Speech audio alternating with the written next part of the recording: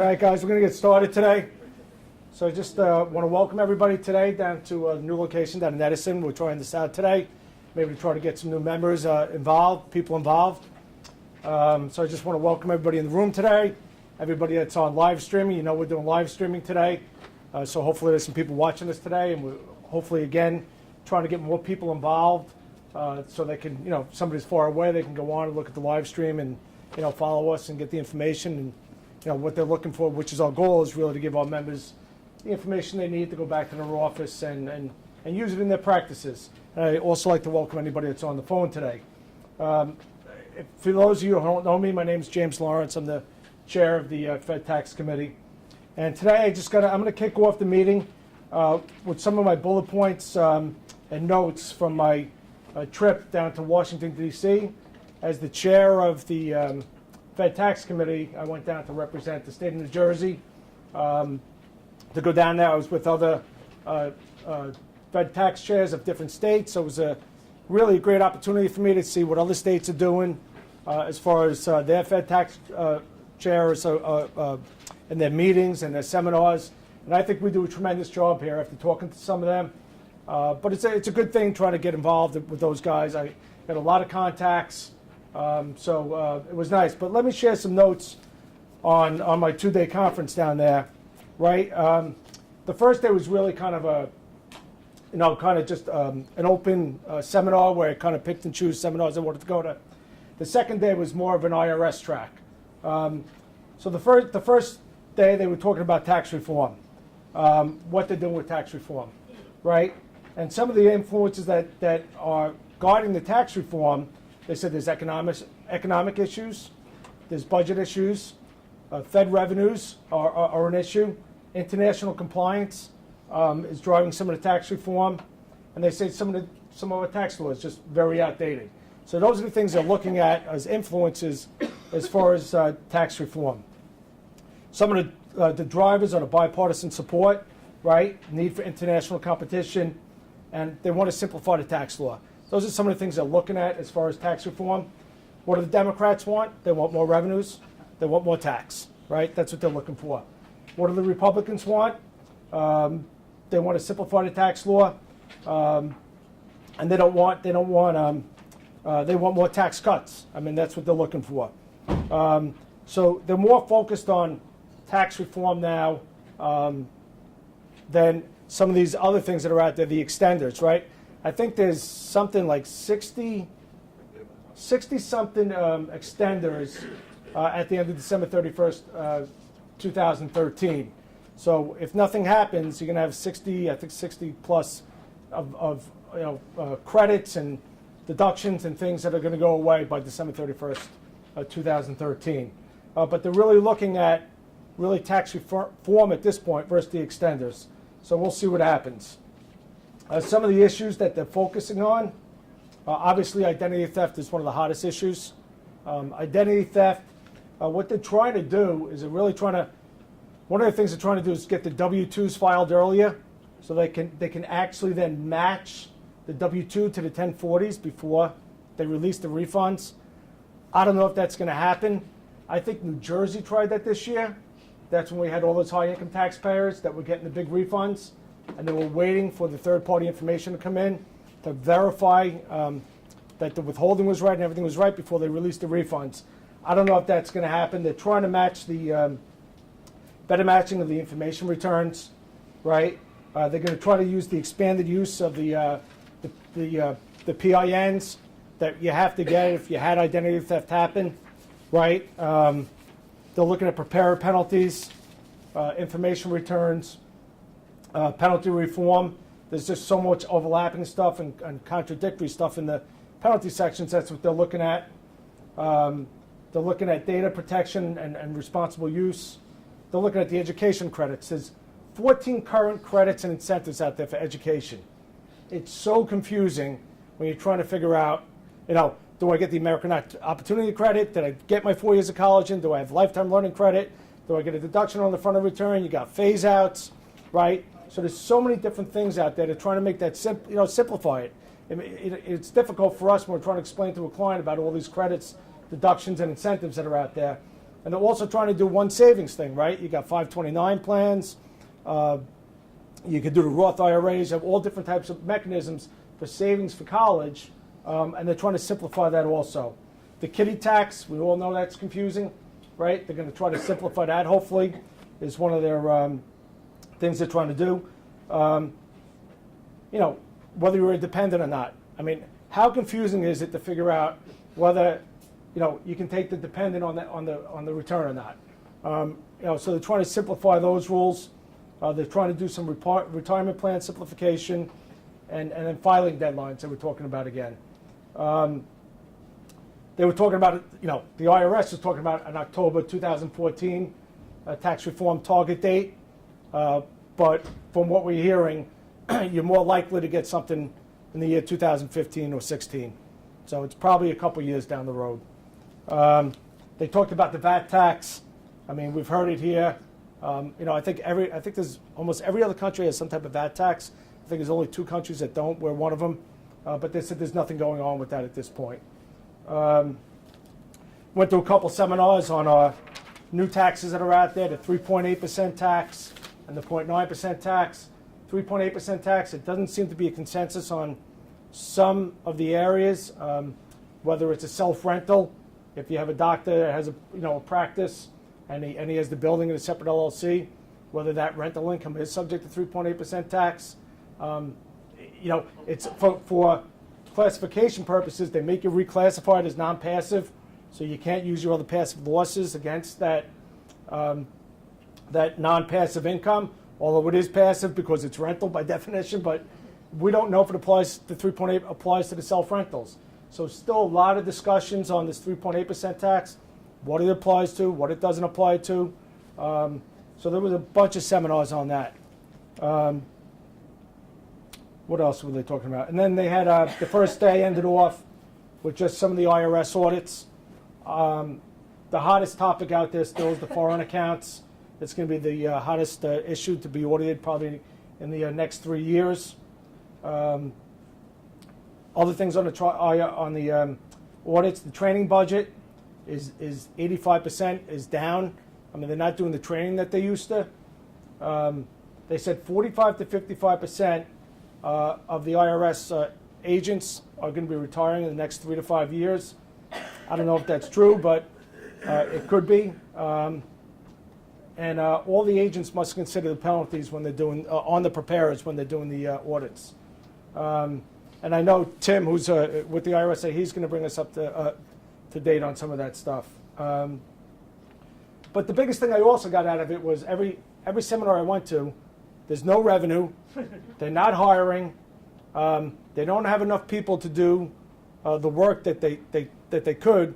So, you know, really when I walked away out of that just out of the first day, I got the feeling that somehow they're going to push more of the burden back to us, as they've done now with the 1099 reporting, which has become a big, you know, it's cost us a tremendous amount of time putting that information on the returns, right? So we're doing a lot more work for the I.R.S. now than we ever did in the past, and I think that's probably going to continue as we go forward. The second day was really the track that, you know, the I.R.S. track. We had Danny Werfel, who's the acting commissioner, speak. You know, his big things were that the communication between them and the AICPA so that they could address the issues was critical. He said that they needed improvements on the tax-exempt organizations, but I think we all read about that and heard about that for a long time. Something on 401c4s. What's that, Howard? 401c4s. They came out with something on simplified procedure today. Oh, they did? Okay, so maybe they were addressing it down there. And they were approving screening processes for the tax exempts. Some of the accomplishments that he wanted to, you know, tell us about was the international tax compliance. ID theft, they had 3,000 employees assigned, and they've done a better job in trying to identify the ID theft, and they've trained 37,000 people to you know, recognize these problems. But ID theft seems to be one of the biggest issues down there also, trying to recognize it and trying to get it before it happens. There's a lot of smart people out there trying to outthink, you know, how to get this around this, and there's all different schemes and ways of doing it. And that still is one of the biggest, biggest things that are out that the IRS is trying to improve upon. They did the Fresh Start program. It was a big accomplishment. And again, they said there's been a hiring freeze since 2010. There's been a reduced workforce since 2010 by 10%, and they reduced spending on technology and mailing. So again, I think that's going to come back to us, and we're going to be a lot more responsible to try to work with them and getting our taxpayers what they need. And they said the tight budget's it's going to continue. It's going to continue. So the shutdown was for what, 16 days. 90% of the operations were closed. They said there was 400,000 pieces of correspondence mail that came in during that time period. And what that did to us now, as we got to a late start last year, right? Because last year we didn't have the new law in place until January 2nd of 2013. So that pushed our filing season back. This is probably going to push us back another 2 weeks. We're probably not going to be able to file returns to sometime the first week in February, probably after the Super Bowl, which is not good. So it's going to back us up again. They talked about the e-services. They talked about what we've tried to do. I mean, I don't know how many people use e-services here. Right, a lot of people. And when they took that power of attorney away from us, I mean, that was critical for me. I don't know if it was critical for you guys, but I was able to go online, do my power of attorney, right? Go back in, get the transcripts, analyze the transcripts, and by the end of the day, get back to the client and tell them, this is what the problem is. You didn't pay. They don't have you, paying your third estimate, or they have something, or you got the IRP document. Maybe there was something that was missed. But now we have to wait. We got to get the POA. We got to fax it or mail it in. We got to wait 7 to 10 days before it posts to the system, and then we can go back and address the tax notice that we got 10 days ago from our client. And the reason they said that they took it off the e-services, the power of attorney, is because of the outdated technology, and they don't have the budget to build that technology again to do the POA. So I think they moved part of the e-services to another type of platform, and the POA they couldn't bring that over with it. And in order to do it, it would be too much money to do. And it really, I think that, from my perspective, for me, it was really an important thing that we lost from them. And again, something else that we're losing going forward. I was at the I.R.S. Small Business, on the different areas of the different divisions. Forrest Fink was he's the head of that department, that division. He said during the closing, one of the big issues was, which I didn't even think about, was the real estate closings. The liens couldn't be released during the real estate closing. So if there was a real estate closing, the liens couldn't be released. People who were trying to sell properties couldn't sell their properties without that lien getting released. So that was one of the big issues. What he's seen, though, over the last couple of years, from 2007 to 2011, is that LLCs, the filing of LLCs, that type of tax return, has grown by 15%.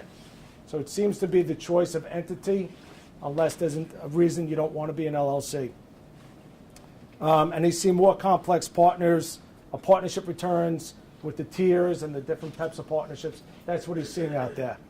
They're trying to improve training on the partnerships, and training is done virtually now when it used to be done in person. And I don't know if that's a better thing or not, but again, it's being done because of the budget constraints, right? And then on the partnerships, just some of the audit areas, there were 12,500 returns selected through the National Research Program through the end of next year.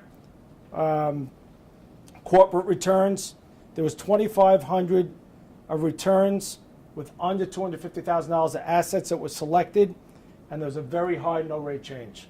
And these are just programs that they're trying to go out and develop and seeing what the issues are out there and coming back to the office and and seeing if that's something that they should be looking at further. They did a fuel tax audit, 1,000 fuel tax returns they looked at on the 720s. And they're really, the goal of the NRPs, the National Research Programs, is really to look at these issues and then try to improve the selection process, going forward. And that's the whole purpose of them. What else was there? And then on the collection side, right, offers and compromise increased in the number filed from 2012 to 13 by 16%. And believe it or not, which I don't know, I have a tough time with these offers and compromise. They said 31% increase in accepted offers. So has anybody seen that out there? Anybody do offers and compromise? Yeah. Someone through that I was surprised. So you had a couple that got through? Yeah. And I always seem to, they're a tough thing to get through. You get them back. By the time you get them back, the information's outdated. They want more stuff. But they said there was a 31% increase in accepted offers. They said there's a tool on the website, I don't know if anybody's used, to see if, you go on and offer and compromise there on the I.R.S. website, and you can see if you would qualify. There's a pre-qualification tool on there. I don't know if anybody's used that. They said installment agreements decreased by 8%. And then they said there was the high income, high wealth, over $1 million. There was 12% coverage. So anybody that made over $1 million, they were auditing at least 12% of their returns. They said there's going to be more, 2,000 taxpayer visits to the CPA offices. Has anybody had one of the taxpayer, one of the I.R.S. guys come to the CPA offices? Have you? Nobody? No? Howard, no? You haven't office visit from the I.R.S. on that? No? We had it like 8 years ago in the office. What's that? It was my address. Well, they're doing 2,000 visits to the CPA offices. The 1099K, I think we talked about it a little bit on the way down, Howard. They're sending some soft notices out. There's some audits and correspondence, some field work. It's not an invasive thing. The 2,000 visits to CPA firms, what initiative was that under? That was under the collections. So I think they're looking to see if the CPAs are doing compliant with the e-filings and all that type of stuff, and they're asking a lot of questions. I don't know, Tim, was there anything on that? Actually, I'm going to be talking more exam, so I can't get too much on the collection side, but I can get, if you have some questions at the end of this, I can get back to you with some of those answers. Okay.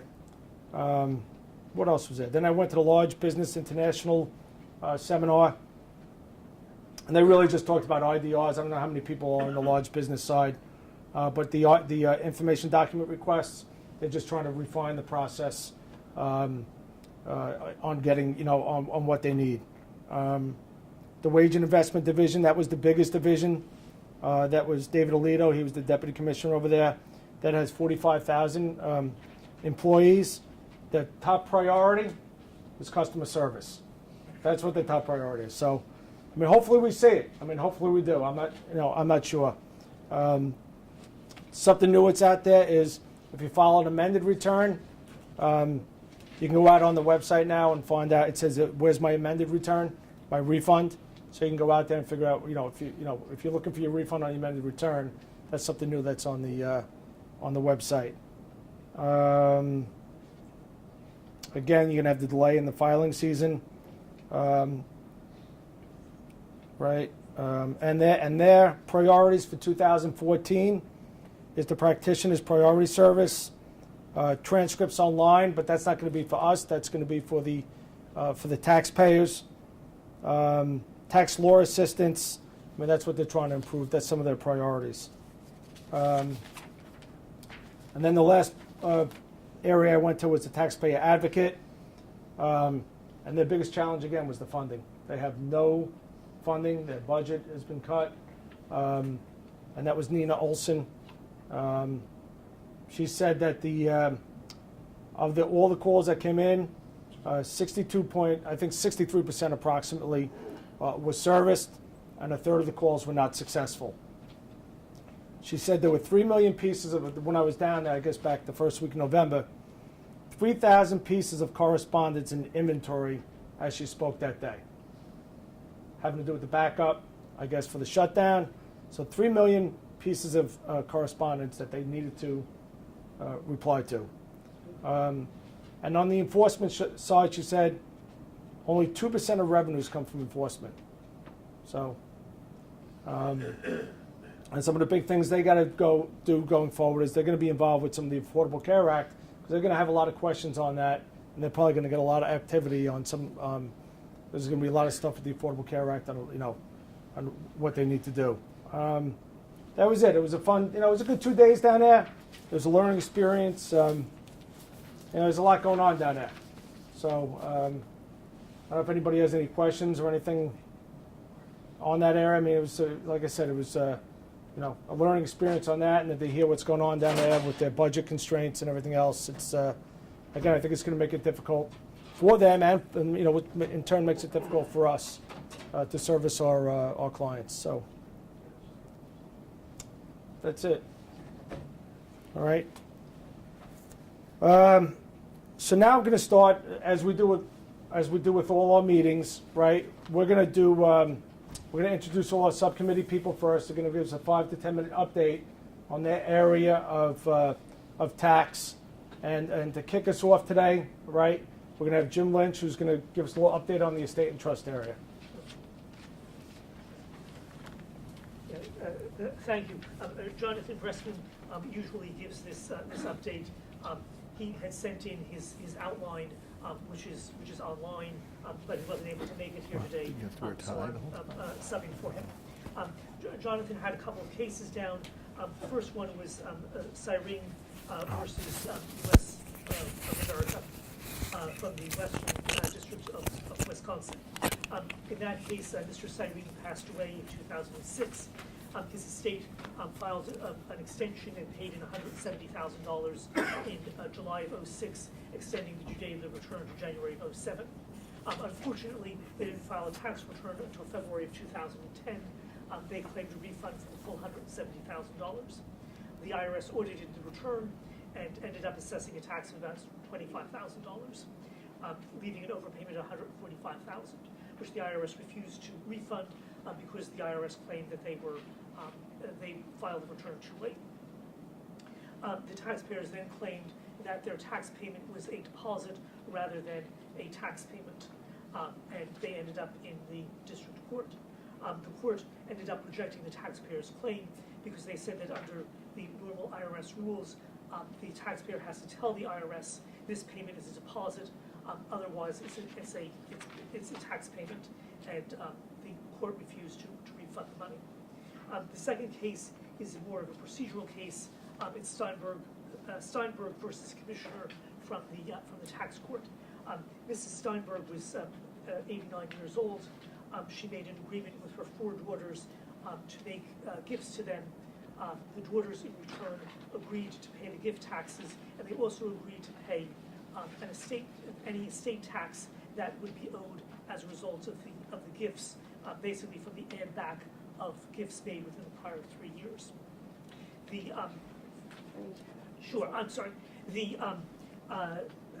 The taxpayers actually had the gifts valued. They also had a valuation done of the amount of estate tax that would be paid. It turned out to be about $5 million. The gifts were $71 million, and the taxpayers filed a gift tax return showing gifts of $66 million. The IRS rejected that contention, and they ended up in tax court. This aspect of the case was merely procedural in nature because the IRS wanted the court to decide that under no circumstances could the estate tax, the value of the estate tax be taken into account in making the gifts. And the court rejected the IRS's position. They said that in point of fact, the estate, there was a possibility that the taxpayer could decrease the gifts by the amount of the potential estate tax payment. But the case actually has to end up being now decided on the merits. Finally, the 2013 gift tax return, estate tax return has been released, and I believe that it can be found on the IRS website. And then the fourth thing is that the IRS has come out with 2014 inflation-adjusted amounts, principally in the gift and estate tax area. The gift and estate tax annual exemption for 2014 stays at $14,000. However, the state gift tax exclusion amount rises to $5,340,000. So that would be for 2014. Are there any questions, comments? Thank you.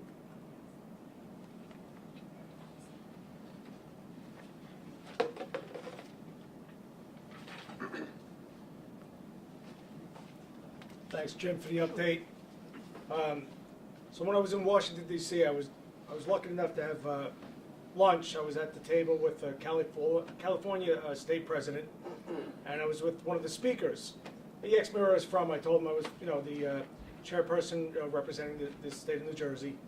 And he started talking about a kid that used to work for him, and he said he was from Jersey. And he started talking about him, and he kept saying, "Yeah, I got this kid in. I didn't know what to do with him, so I gave him this big project. I never thought he would get through it."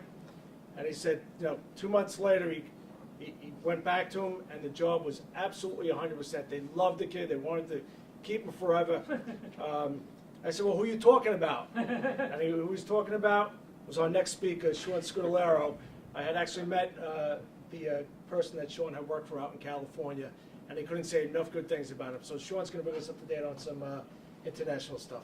Thanks. See if I can figure this out. Yeah.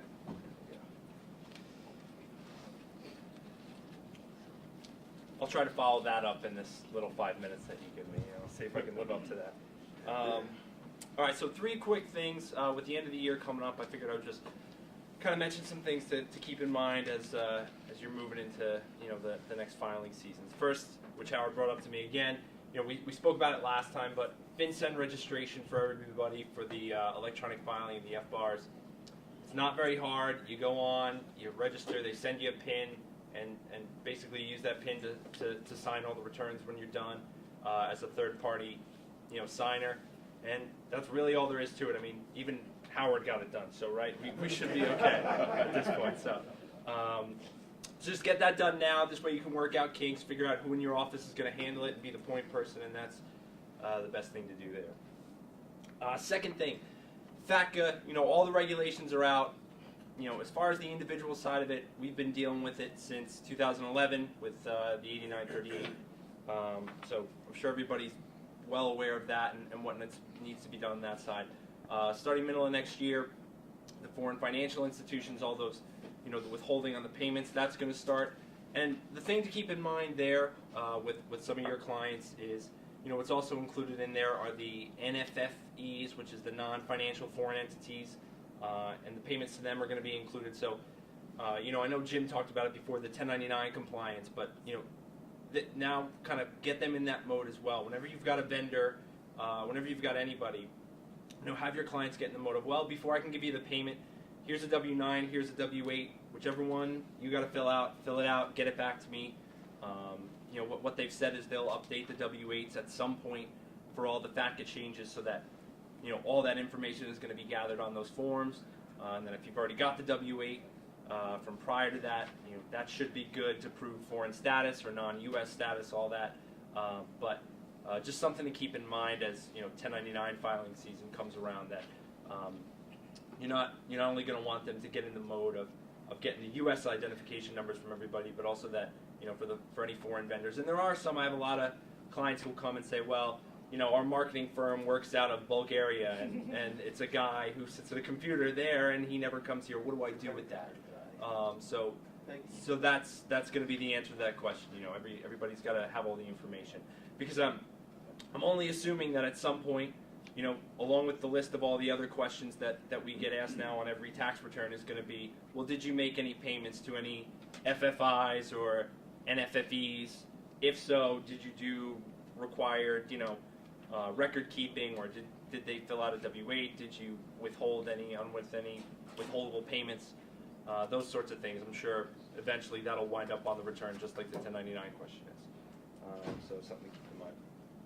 And also with the organizers, I know we've stressed this the past couple weeks as I've been talking about FBARs, but when you're getting your organizer together and looking that over the next month, the 2 questions that should be on everybody's organizer are, okay, did you have a financial interest in or signature account, a signature authority over a foreign account, and at any time during the year, did you receive a distribution from, or were you a grantor of a foreign trust? Those 2 questions are right on Schedule B. whether you know it or not, or whether you like it or not. We answer them on every single return we do. You're even answering the bank question on every business return you do now. So put it on the organizer. Get them to fill out the box, even if they're a client who doesn't fill out their organizer, just sends you this blank form back, and when you meet with them, asks you, hey, was I supposed to do something with this? When you meet with them, get them to fill in the box, get them to answer yes, because the IRS has shown in court cases that, marking that question yes on a return is gonna be a willful violation. So if your computer is set up to answer that question yes as a default, you're going to be sending that in for the client, and they're going to be attesting to that, whether or not you've had that discussion with them, and that certainly is going to put you at risk. Another thing Howard always says is nobody's got our back, and that's kind of in that category as far as things to look out for. So that's about it. I didn't. So what's the 8957? That's a new one this year. 8957. I'm not sure. I haven't seen that one come through, but I haven't seen the form yet, but it's in the fact kit. no, that I haven't. Paperwork. I haven't seen that, but I'll get back to you. I'll post something to the message board, discussion board as a follow up, and just kind of give a little info on that. Then. Thank you. No problem.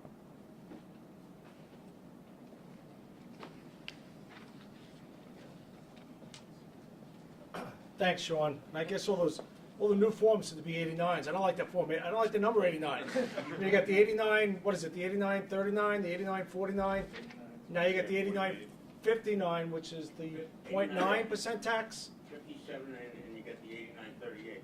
No, now you got the 8960, which is the 3.8% tax. I don't know if anybody's seen that form yet. So I mean, all these 89 forms are killing me. I mean, If they did see it, it's confusing. yeah. So, To say the least. and the other thing on the organizer, I guess those questions are always asked on the organizer, and we try to have our clients check them, and we'll save them to our paperless files so that we have the right answer on that. And like Howard said, cover yourself, right?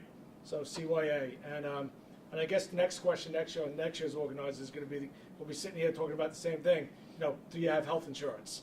I mean, that's going to be the next question that's going to be on the organizer. I don't know how we're going to be able to figure it out, but that's probably the next thing down the road. So thanks for the update, Sean. Massachusetts requires it now, otherwise you're not going to electronically file.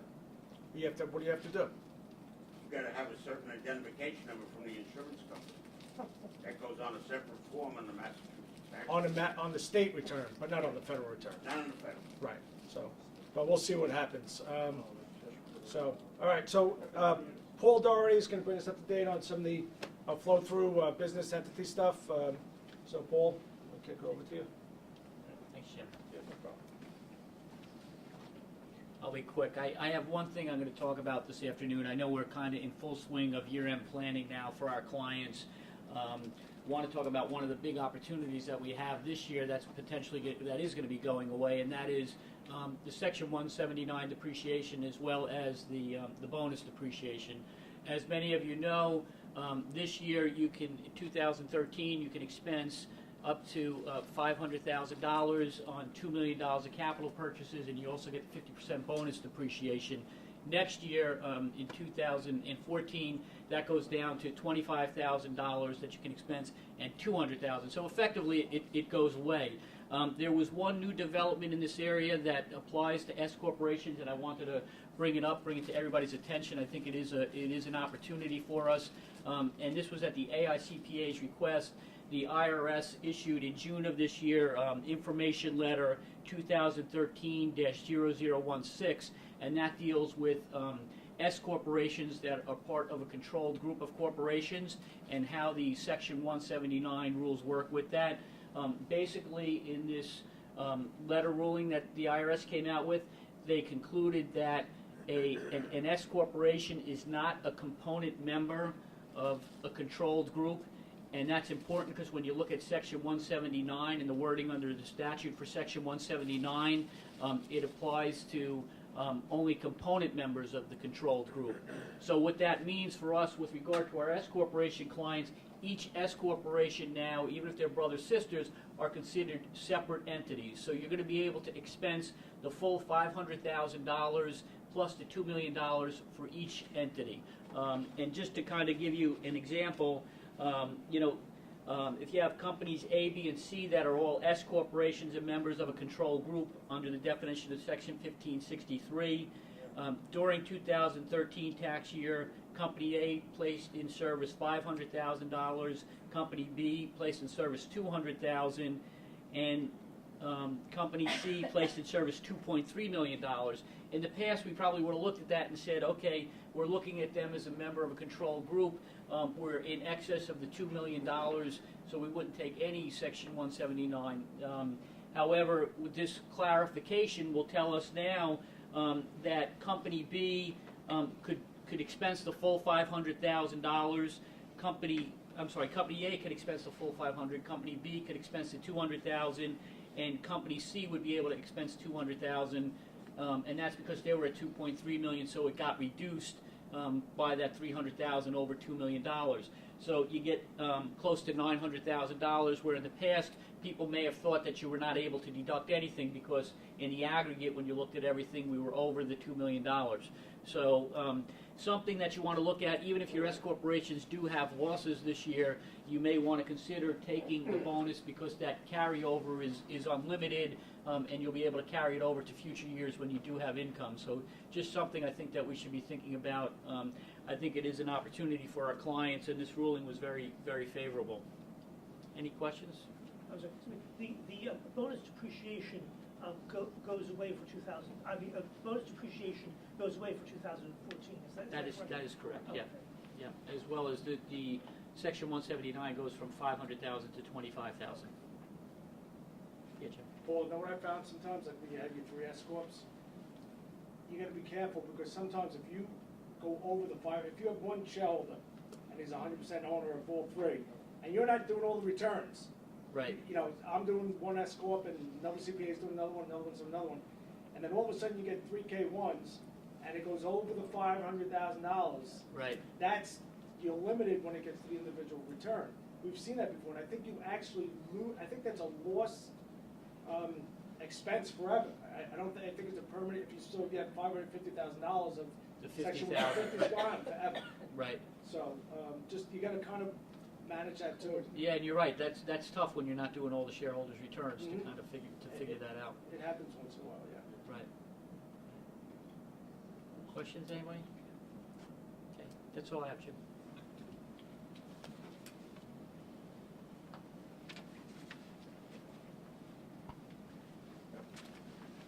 Thanks, Paul. And again, he was talking about tax planning, and our I.R.S. representative today was saying we get a little bit of a breather now.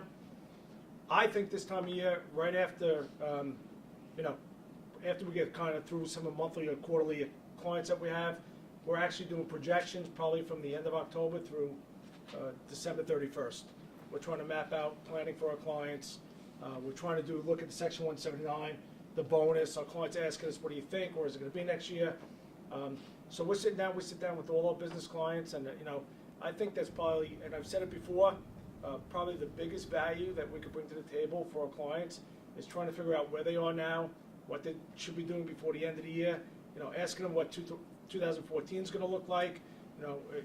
This is the planning opportunities that we have with our clients, the face-to-face time, the meetings, and trying to sell the services that I think we provide to our clients, and this is the time to do it. I mean, when we get into January, February, March, hopefully, what you've put in place for October, November, December, the planning, then, the January, February, March, the hours are long, but hopefully it's more of a compliance thing because all the planning's been done already. It's just a matter of filing the returns and everything falls in place. And we found that by doing that, I mean, the communication to the clients and the planning that we've done, that we kind of, there's nothing when a client's return is done that they have any questions of why, there's something that's not right. I mean, we've already talked about it. So the expectation's there, the return's done. Things happen, things change, but there could be an explanation for it. But again, this is the time of year that planning is really where we provide all the value to our clients. So no, it's not a slow time of year. I don't think there's any slow time anymore.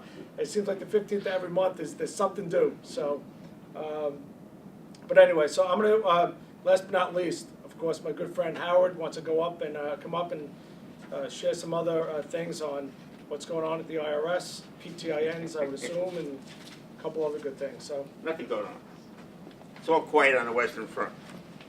All right, number one, I don't know how many people watch the open forum, but contrary to what that one person said, you do not negotiate your client's refund check into your checking account.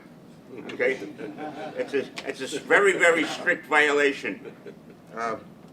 So please try to avoid that if you can. The 1099K audits are underway. I will tell you that they are sending out letters saying we need 45 more days. And apparently, from what I understand, some people filed returns and the credit card charges exceed the amount of income being shown on the 1120.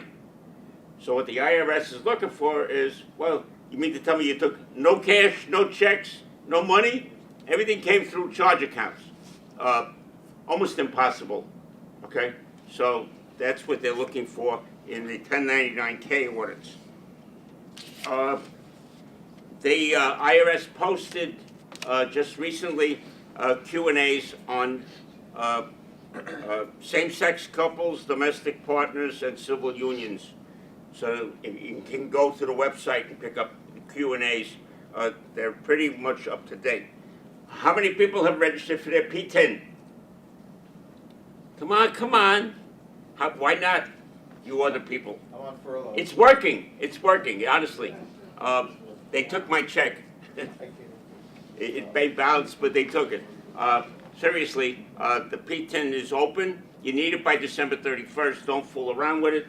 And FinCEN, as Sean has told you, that was a very fast process. I had no problem with that one. The P10, it wouldn't let me pay, okay? And I said, well, but Jim Guy will pay for me. They said it's okay. So seriously, get on there before December 31st. There's also a couple of new scams. The typhoon in the Philippines, which was very devastating, and I had firsthand knowledge of that just recently. So be careful and warn your clients about these scams. These scams are very, very sophisticated, okay? And the IRS symbol, you know, the letterhead has been copied beautifully by the scam artists. And they're sending out notices to people, oh, we got money sitting here for you. And everybody, oh, here's my Social Security number, put it in my account. But instead they take out, they don't put in. So that's one of the problems. As a matter of fact, on the way down here, I won the lottery, and I'm waiting for my check for $10 million now from Nigeria.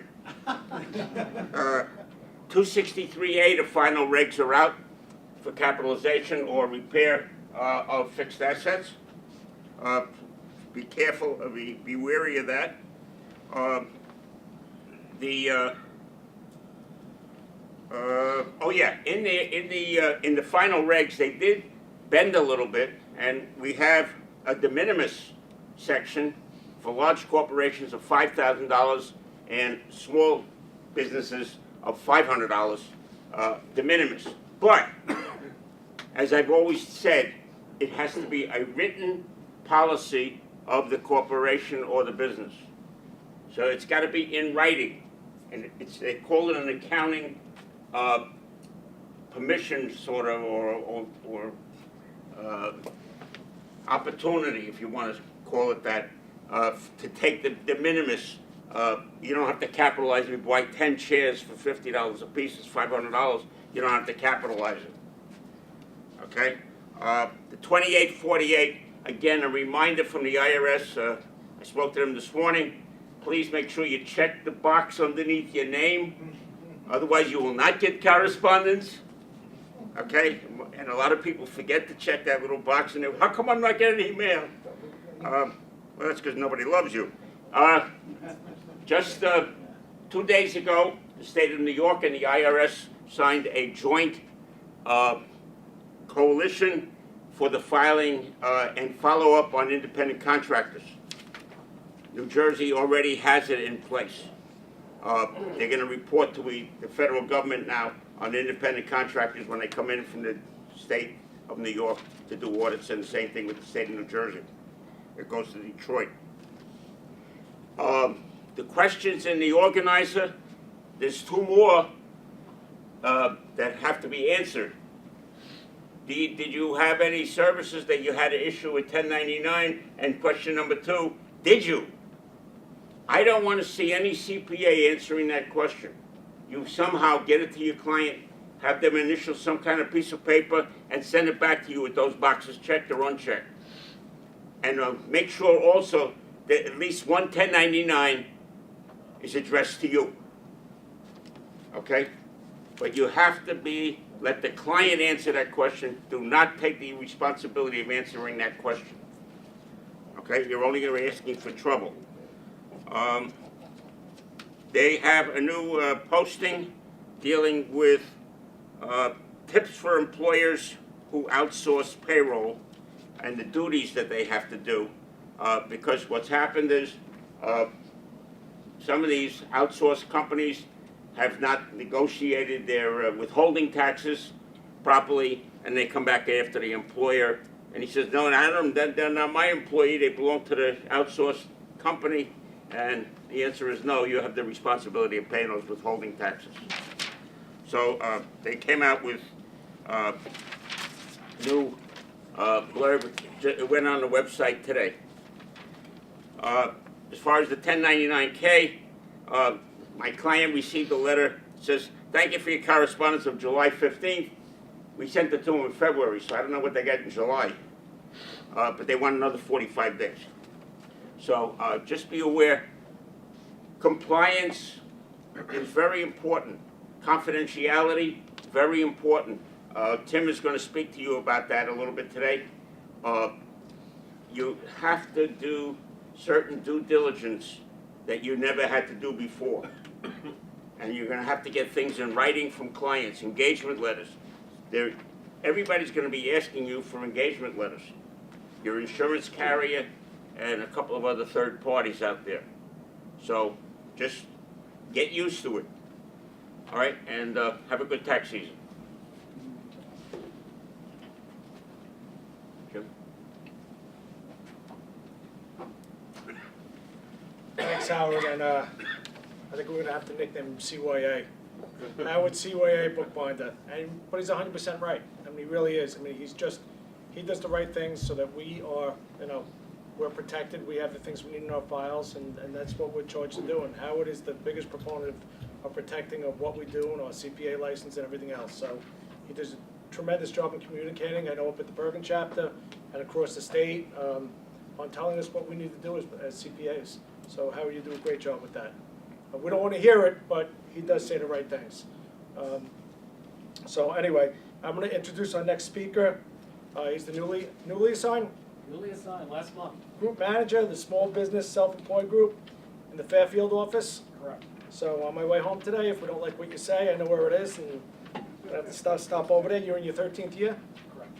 Okay, with the I.R.S. He has an MS in taxation from Fairleigh Dickinson University, so I assume you're a Jersey boy, Yes. which is good. So he's just going to bring us up to date on some of the priorities and initiatives that are going on in his small business self-employed group. So let's welcome Theodore Timko. I have a wireless. Oh, you got the wireless. Is that clear? Can you guys hear me? It's not that, they need to hear you on the webcast. Okay. So I should hold this as well? Yeah. Did you turn it on? Yeah. Okay, well, now you just turn it on. This one? We're good? We'll check. All right. If you have trouble hearing me, let me know, and we can adjust. Okay. First of all, I want to thank everyone, especially Jim Lawrence and Howard, for inviting me today. I think it's good for the I.R.S. And the practitioners to sit down and talk and have these meetings and build that kind of collaboration. I think that's very important. From what I'm hearing from the speakers just now in this meeting, it's complex. Things are getting tougher and more complex. And what I'm hoping to cover today is some of the areas in the examination. Like Jim said, I'm a newly appointed group manager. I promoted laterally over to SBSE. That's a division for anything examination less than $10 million in assets. I came over from LB&I, did 9 years in large business, where they have the international. Yep. So international for a young guy like yourself, that's a great area. That's the one area of LB&I that's expanding is international. Unfortunately, what Jim said is true. The IRS is under the gun as far as people eligible to retire. My old group, when I left in LB&I a few weeks ago, had 9 people in it. I think in the next 5 years it could have 3. So you could lose 2/3 of the group in a couple years. And that's just one sample of a small, of our little area in LB&I. It's across the board with the executives, industry office. There are a lot of people eligible. The furloughs are causing people to put their papers in and retire. So the IRS is shrinking. Basically, we have to do more with less, and I think that's something you guys have already been doing, so you can appreciate that. But I want to talk about today the SBSE examination priorities, initiatives. Like Jim said, I just got promoted a few weeks ago. I started in SBSE back 12 years ago. I'm in my 13th year, and now I'm back in SBSE. So there is a lot of movement in the IRS. I know the shutdown caused a lot of headaches for people internally as well as externally. Everyone I've talked to, we didn't want the shutdown. That's just something that happened to us. So be patient with your audits, whoever you're dealing with. Get the managers involved if you need them. There are good agents out there. There are agents that have opportunities for improvement. So we have both. So get your, make that phone call if you need to. You guys should know that. You have the ability to reach out to the manager anytime towards the examiner, anytime with your power representation. So make sure you get that phone number of your manager. I encourage my agents to hand out my phone number. Sometimes we just need to get involved, and it can help the process. And we're going to talk a little bit about how to expedite audits towards the end of my presentation. But first thing I want to talk about today is the abusive promoter and transactions. And again, I'm speaking more from SBSE, less than $10 million in assets, but I will mention LB&I as I go through my presentation here. When I say we, it's I.R.S. Obviously, we continue our strong emphasis on identifying and stopping tax schemes and abusive preparers. And we do that through the use of our lead development center. We conduct promoter preparer investigations that result in a lot of penalties and injunctions. In fiscal year 2012, I'm going to have a lot of stats for you guys today. So in fiscal year 2012, Department of Justice obtained 54 injunctions. And in the first 8 months of fiscal year 2013, they already had 51 injunctions. So they almost matched that. And I'm going to give you a couple examples today of what we're talking about in this area. June 18, 2013, this is current. Federal court in Florida permanently barred Carlos Cabrera from preparing federal tax returns. The complaint in the civil injunction action alleged that Cabrera and his business was called Cabrera Financial Group. They prepared federal income tax returns for customers that claimed improper losses for non-existent businesses and fabricated education credits. According to the complaint, Cabrera prepared over 17,000 tax returns for 2009 and 10 with an average tax understatement of $4,222 per return for the I.R.S. examinations. Basically, the government suit alleged that the total losses to the Treasury Department from this Cabrera's misconduct to be tens of millions of dollars for those 2 years alone. On June 7, 2013, federal court in Maryland entered orders permanently barring Marvin Binion Sr., his son, Binion II, Binion Sr.'s ex-wife, Tanya Hubbard, her firm, Universal Tax Service, from preparing tax returns. The alleged complaint is as follows. Prepared fraudulent tax returns for customers containing bogus deductions for items like charitable contributions, unreimbursed employee expenses, and other miscellaneous expenses. Violated federal law by not signing the returns they prepared for customers and not placing I.R.S. preparer identification numbers on the returns. They were just talking about that. Charged customers a return preparation fee of $300, and that the defendants may have earned as much as $30,000 per day preparing fraudulent returns. So that's just 2 examples. I'll give you one more. May 13, 2013, federal court in Georgia permanently barred Larry Heath from preparing tax returns for others. The government complaint alleged that Larry Heath and his brother Andy basically repeatedly prepared federal tax returns that unlawfully understated customers' federal tax liabilities by reporting bogus losses, expenses, education credits, business expenses, and charitable contributions. They had his IRS issued electronic filing identification number previously suspended because of the large number of erroneous returns he prepared. Larry Heath then supposedly sold his business to 2 different women and used their EFINs to continue to file tax returns. The government estimate, this is an estimate, the tax loss from this defendant's conduct, the 2 brothers, to exceed $108 million. Oh. $108 million. So this is some of the challenges we have out there, some of the stuff we're seeing. Yes, Howard? Tim, I think they also closed a large franchise. Did they? On that particular case? No, recently. Right. It's in Indiana or someplace. Yeah. Was that Midwest? Well, we were working on this before the shutdown, so now we're playing catch up, so I don't have that data. But that's a good point. That's a very good point. So you could see some of the challenges we're facing while we do our audits, some of the stuff, and this is time consuming. To go after this stuff, to do our jobs, very time consuming.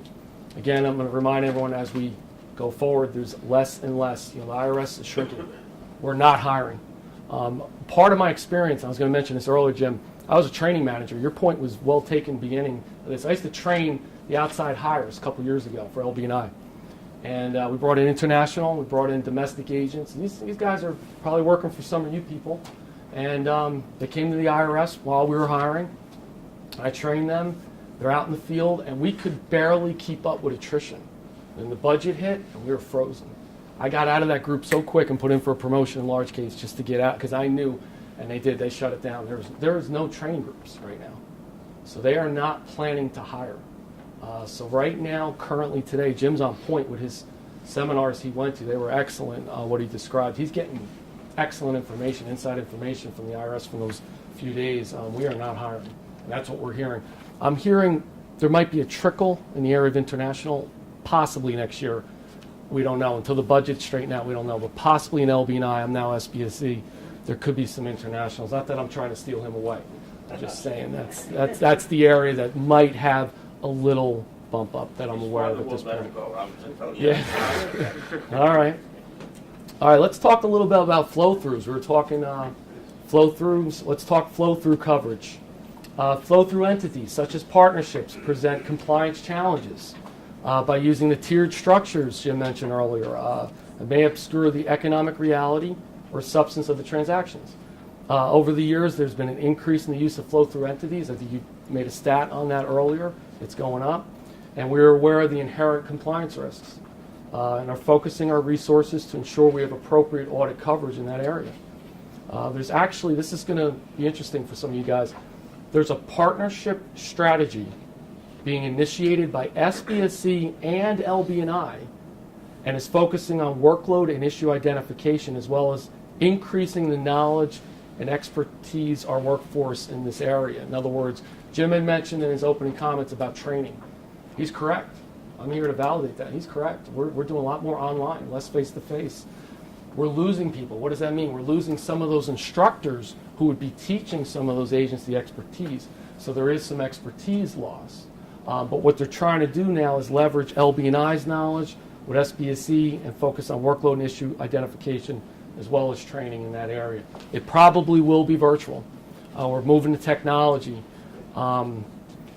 It's tough. You have a laptop and you're in your cubicle and some guy out in Chicago or some woman out in the West Coast, Seattle or whatever, is teaching you partnerships. And that's literally how it's working in today's world inside the IRS. A lot of, they call it Centra, OCS, Office Communicators Windows, where we actually have live meetings over the computer, where we're looking at a screen, we're looking at PowerPoints, and you're listening to someone speak. You're not having that face-to-face, which we're having here, which is another reason I was glad to be here today. I think it's important to shake hands. I think it's important to look someone in the eye have this collaboration and build some ties between the IRS and the practitioners. So it is good to have these, but they're becoming few and few. This strategy, we're talking about the partnership strategy, applies new approaches in the way we identify high-risk returns.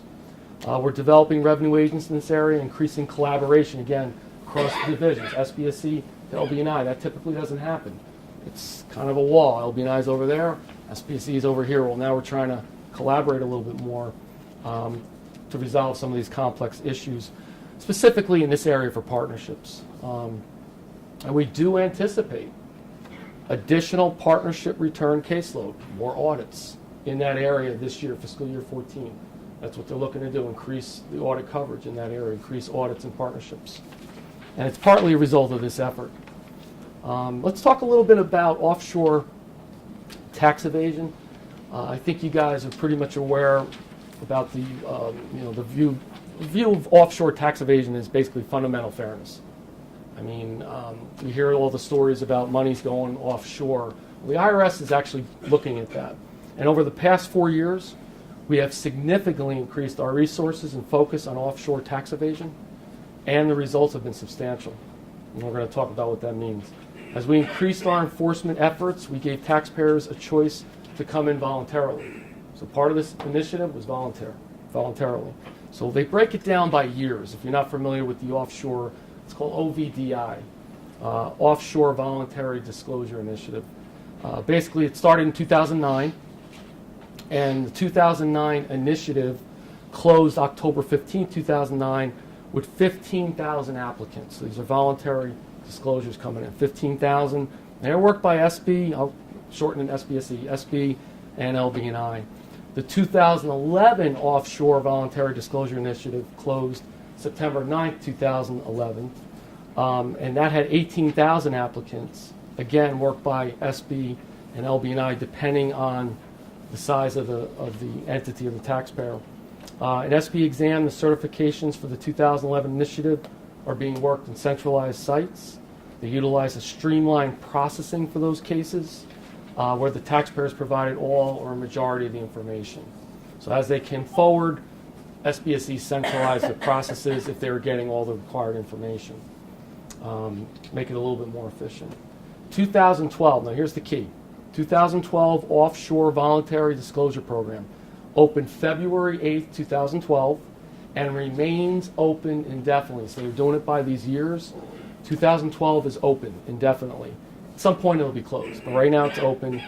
It's modeled after the two preceding programs we just mentioned and contains a 27.5% miscellaneous offshore penalty. A significant number of applications have been received, and assignment of the certifications to SBSE Centralized has commenced. So this is a live initiative. Let's get into some of the numbers, general information on this. The IRS has collected, you're going to love this, more than 5.7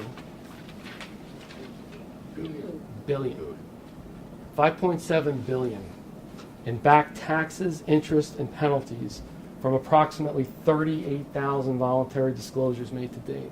That's a huge number, 5.7 billion on this one program initiative. This would include the 2009, 11, and 12, like we just described. And then I think you guys might be aware of the UBS account information. They were the John Doe summons. Basically, when they came in, if they didn't come in, they were subject to the standard examination process. So we had the voluntary. If they didn't come in, we had the summons. We would do the standard exam. And they're ongoing in SBSE and LB&I, both areas. The majority of the UBS cases are being worked in SB. And these exams will address the impact of all offshore accounts. Full range of examination techniques will be utilized. So if they didn't volunteer, if they didn't come forward, or we could put it into that centralized process, we're out there doing audits with the John Doe summonses. Each case will be decided based on the facts of that case, including expansion to all periods of noncompliance, provided there's an exception to the 3-year statute. Basically what they're getting at is, depending what they're involved in, I know we have a lot of tax treaty cases, there could be a different statute, so be aware of that. And there's penalties for both Title 26 and Title 31, and they will be pursued as appropriate. So they're looking at both areas. That's a big number. I mean, $1 billion, 5.7 billion in one initiative in this one area. It is worked by LB&I, but mostly SB. That's huge. But let's move on over to National Research Program. Again, Jim, excellent intro. He mentioned this earlier. National Research Program, for those of you that remember the 80s, TCMP, yeah, that's basically national, that's what it is. I'm like, what's this National Research? TCMP, possibly. But what happens is we go through studies for Form 1040, 1120, fuel tax, and employment tax. The results from the 2006 study have been used to develop new tax gap measures. Okay, so we're using this information we gain from doing these audits. Let's talk first about the 1040 study. We currently have a 1040 study underway. It's a multi-year program, and we're working the 2011 returns again at SBSC. Approximately 12,500 tax year 2011 returns have been identified and shipped to the field for examination. The tax year 2012 study will include 14,879 returns, and those selections started in January of this year. So we went from 12,005 for the 2011 to almost 15,000 for the 2012. Let's go to, we're going to quote, Jim was quoting a stat from my speech earlier. The 1120 study. SBSC is working on 1 year Form 1120 study for, again, National Research Program, what we're talking about, involving 2,500 tax year 2010 corporate returns, exact number he quoted earlier, and these are with assets under 250,000. We do everything internally depending on the asset size. We break it down. So for this study for 1120, we're looking at the 2010 corporate returns. We pulled 2,500, and it's for assets under 250,000. They've been classified, and they've been sent to the field. LB&I also is participating in a 5-year 1120 study as well. It's, again, anything over 10 million in assets. That'll involve 275 corporate returns, a much smaller number, over various assets codes. So that's going to vary. It's going to be over 10 million in assets. And that's starting with 2010 tax year. Yeah? On the 1040 side, how are they selecting those returns? What type are they? Is it a certain type of returns, certain income levels? Is it random? Excellent question. I'd have to get back to you on that. I don't know the specifics on the selection on a National Research Program because it's an SBSC. The 1040 study is SBSC, and I just started back in there 4 weeks ago. But I can get back to you with that answer. I'll try to get something on that. But I came from LB&I, so I'd have a better sense of how they're selecting the LB&I stuff. On the 1040, I'm not sure what filters they're using or what criteria to pull the National Research Program. Jim, yeah. What I understand is mainly Schedule C's. That would be the bulk of it. Right. And they're looking at a lot of items. I mean, it comes through to the agent, I can tell you this, with classification sheets. And they're saying, look at these items. In LB&I, we had a 1120, part of 1120 NRP, and had 41 classified issues. So what that means is my agent, when I was in LB&I a month ago, had to work all 41 issues minimum. I couldn't tell him or her, cut the scope. They have to work them. They can expand the audit. Trust me, the agents in those situations are looking to just do their job and get out. 41 issues in this day and age in LB&I, that's a lot. That's a lot of work. Yes? I'm sorry. Is there a reason why the small business has such exacting audits for very small companies? We had a client, Schedule C, that had under $100,000 in revenue, and his return was audited, and the agent wanted to see every invoice. Well, it depends on the agent. It just seems to me that Yeah. well, he said that it was one of these NRP? Right, yes. And I was wondering why the service does something so exacting for a client that's so small. Well, first of all, it's for consistency. I can only talk in general. I can't give you an exact answer on your particular audit. But in general, on the NRPs, what they're trying to do is come up with a testing for the filters. What line items are filters missing or not missing? So they're looking at everything, or like I said earlier, classified issues. So it might be numerous classified issues, and that agent is now tasked with looking at that item. Now, as far as I think what you're leaning towards is the gray area, saying, well, wait a minute, Ted. All right, he has to look at this one line item, Schedule C, office supplies, whatever it is. But does he have to look at every single invoice?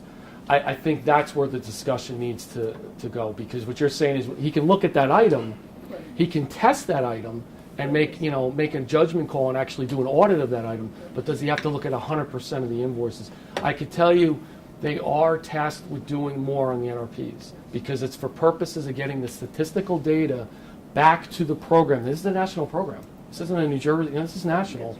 And then we basically, in a sense, reset our filters based on the data we get. So if that's a no change issue, we may not be looking at that for that dollar amount on that spec of a return.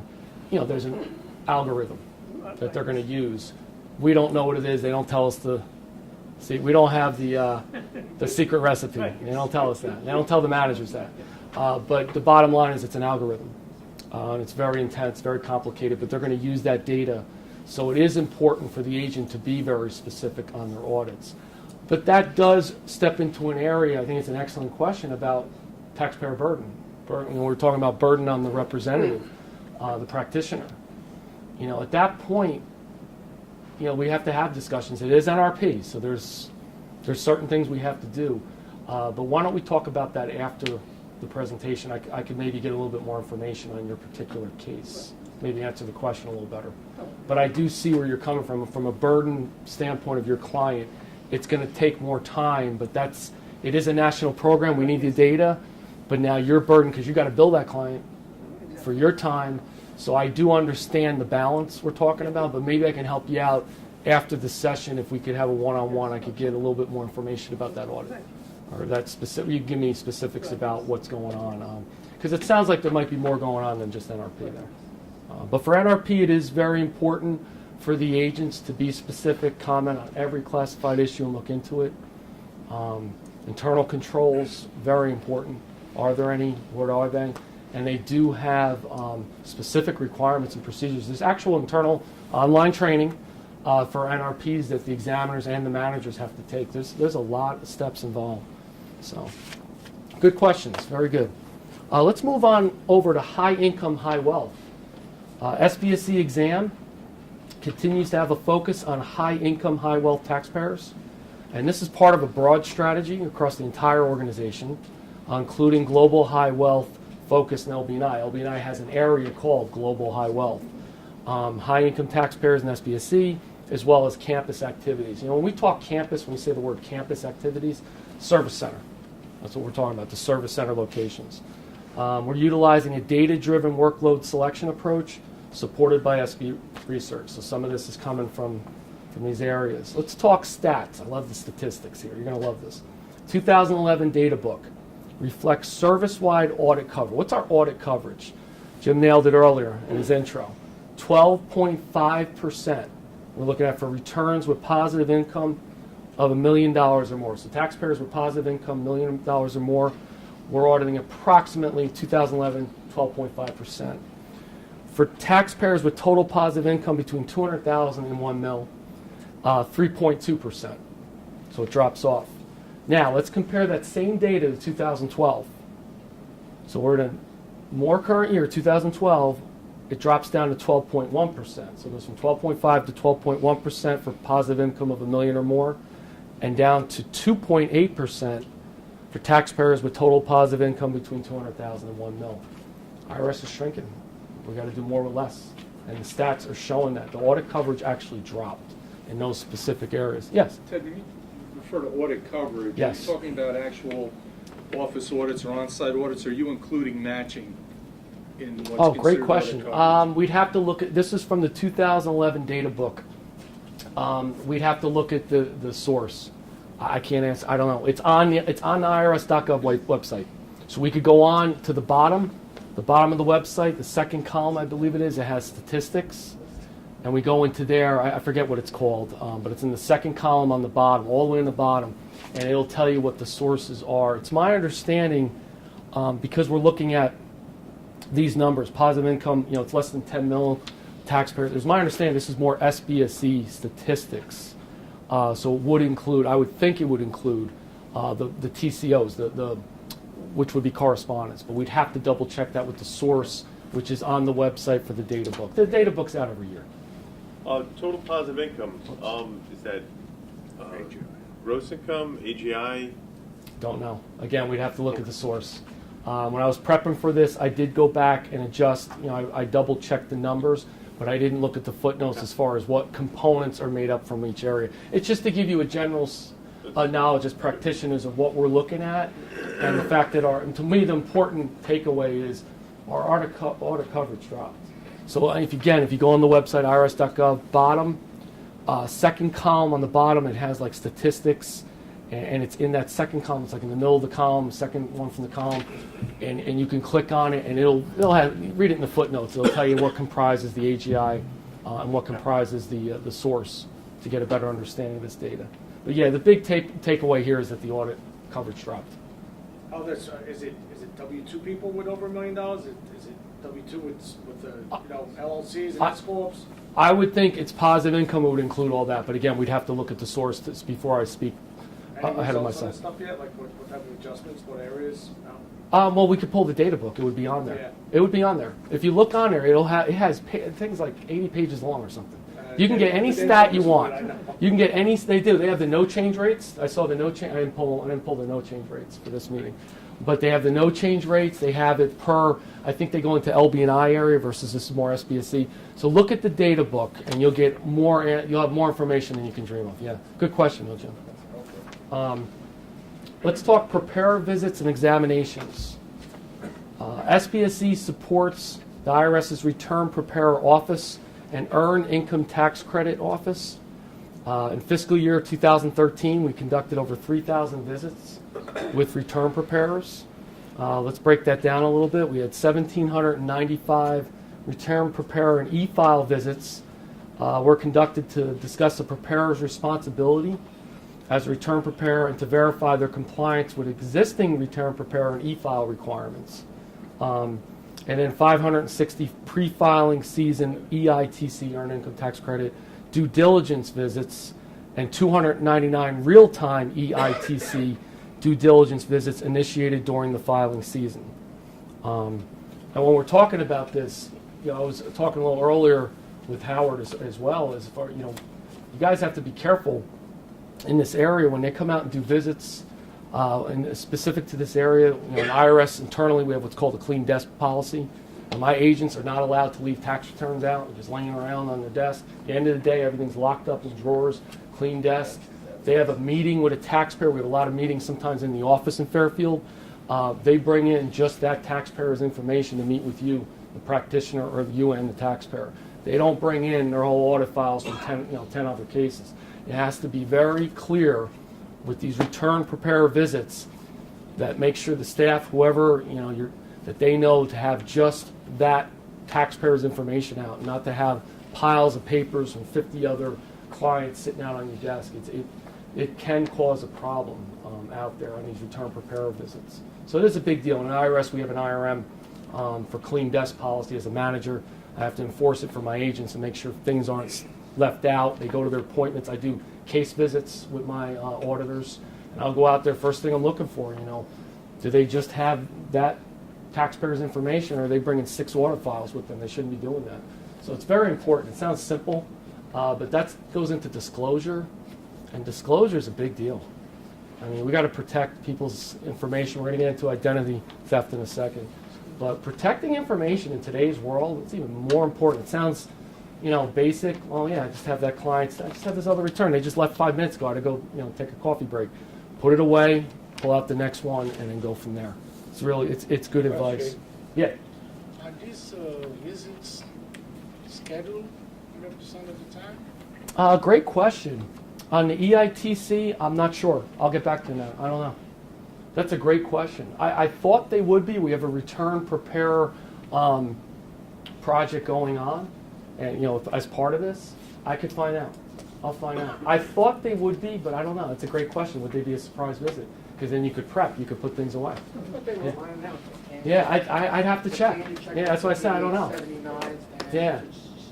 I'll have to check. That's a great question. Because otherwise you clean out your desk that day and make it all nice, and auditor comes in and they're gone. We can do what we want. So, yeah, that's a good question. I'll find out. I'll get back to, I've been contacted with Howard and Jim. We'll get the information out to you guys. That's a great question. So yeah, you've seen What was the that. question, Tim? Basically, do they come unannounced? You know, when IRS is checking on these due diligence visits, yeah, Program. are they coming unannounced or are they actually scheduling visits? Makes a difference. No, it's part of the e-filing initiative. Right. So is that unannounced visits or is it just? I think they're running out. Yeah. So good job. So I think there's 10,000 letters went out. yeah. Okay. All right. So that, it sounds like your That's one of peers. the biggest areas of abuse. Yeah. And it is a big area of abuse, and we could talk more about that. Yes. Well, if an agent walks into a small office and the reception is sanitary and there's a door there and they shouldn't go beyond, it Right. doesn't matter what goes on there because you're just servicing clients. So Right, we're saying on a visit, when we come in and we're doing these specific due diligence visits, it's very important to make sure, you know, if you're doing this type of work, that you don't have 10 case files sitting out with your client there, because that could be a disclosure violation for those other taxpayers. So if they walk in and I have no clients, I have stuff all over the office, Yeah. it doesn't matter. Good point. That's a good point. And then they can't get into my office because it would violate policy. Well, I think what we're talking about with the due diligence visits is actually when we're coming in, we're actually going into your, you know, we're getting into your office. We're actually meeting with you. We're shaking your hand. We're at your desk. So we're not, you know, we're not out in the, So if this person is in reception, he can't come into my office until I clean my office. You can't come in here. There's a door at the front desk. You can slide in. right. Go and slide in. You can't. Well, I'm not, yeah, but what I'm saying is you wouldn't believe what we see out there. You wouldn't believe what we see. So just keep that in mind when you're doing it. Hey, Howard, I think it's not with what's that thing we're supposed to get on the email, not the ethics. But I think the I.R.S. came out with rules saying that basically when we leave at night, tax returns have to be in a locked And that's what we're talking about. So you want to lock it in a File. file. You want to put stuff away, yes. And I'm trying to say internally, it's exactly, he's correct. Internally, we have the same thing. We have the same requirements internally. My agents cannot leave their stuff out. If I went back to Fairfield right now, I could walk around. If everyone left for the day, it's 4:30 by the time I get up there. Everyone's gone for the day. Those desks are clear. And if they're not clear, that agent's in my office the next morning. There's a problem. Because they have to lock that stuff up every night. And that's internally behind a door with a code that no one can get in unless you're I.R.S. And yet we hold ourselves to that standard. So that's correct. That's a great example. I'm trying to think, what's that? Circle of 230. Circle 230. I think it's in there. I think it's in there, or it's part of that. Yeah, that's excellent. It's in the publication, what is it, 4136 or whatever it is. Yeah. It tells you gotta have clean that. And locked. Yeah. returns. Yes. Disclosure and confidentiality is very important. I'm guilty, so you know, take me away. But you know, I leave at night, Yeah. and if the clean people come. Well, I was just gonna mention, when I worked for a CPA firm before I.R.S., I would clean off my desk and lock it up because I didn't want someone coming by, the cleaning people, whatever, and taking my work back. You know, I'm older than I look, Howard. I did some of the old sheets, pre-computer, you know, all the ledgers, you know, and I didn't want that stuff out, so I had to go back to the client. So I used to do that because of the cleaning people. No, I don't. You know, they get new cleaning people, and I don't know. So that's a good point. It's a good standard to keep yourself to, and it is something that could be a violation. That's all we're saying. Whether you can get around it or not is a conversation for off camera. Yeah. I'm trying to get around. Yeah. I'm trying to Yeah. see, you know, if some guy took his weedie, had an extra bowl of Wheaties in the morning, you have a problem Yeah. compared to the next one. You know? Right. No, you're right. But I think that's a good approach. At the end of the night. It even gets more complex because we keep copies of the tax returns on the server. Well, that's a little different. I think what we're talking about is more, yeah, then you're getting into identity theft, which we're going to get into in a second. I have that, we'll get into that. But yeah, you're saying electronic people hacking in. Same thing. Yeah. Candidate comes in, she goes to the computer, okay, Tom Dempsey's tax return. Okay. Well, but again, it's like, you know, anything else. With our agents, when I go out in the field, we have cable locks now on our laptops. So when I come out to visit, you find people. I'm on a case visit with my agent. I'll put my laptop. The first thing the accountant might do maybe is offer me coffee, which we can accept.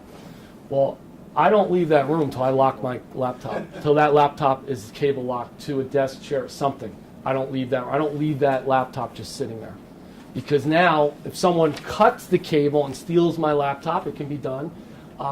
At least I took every step I could take. I put it into the conference room. I cable locked it.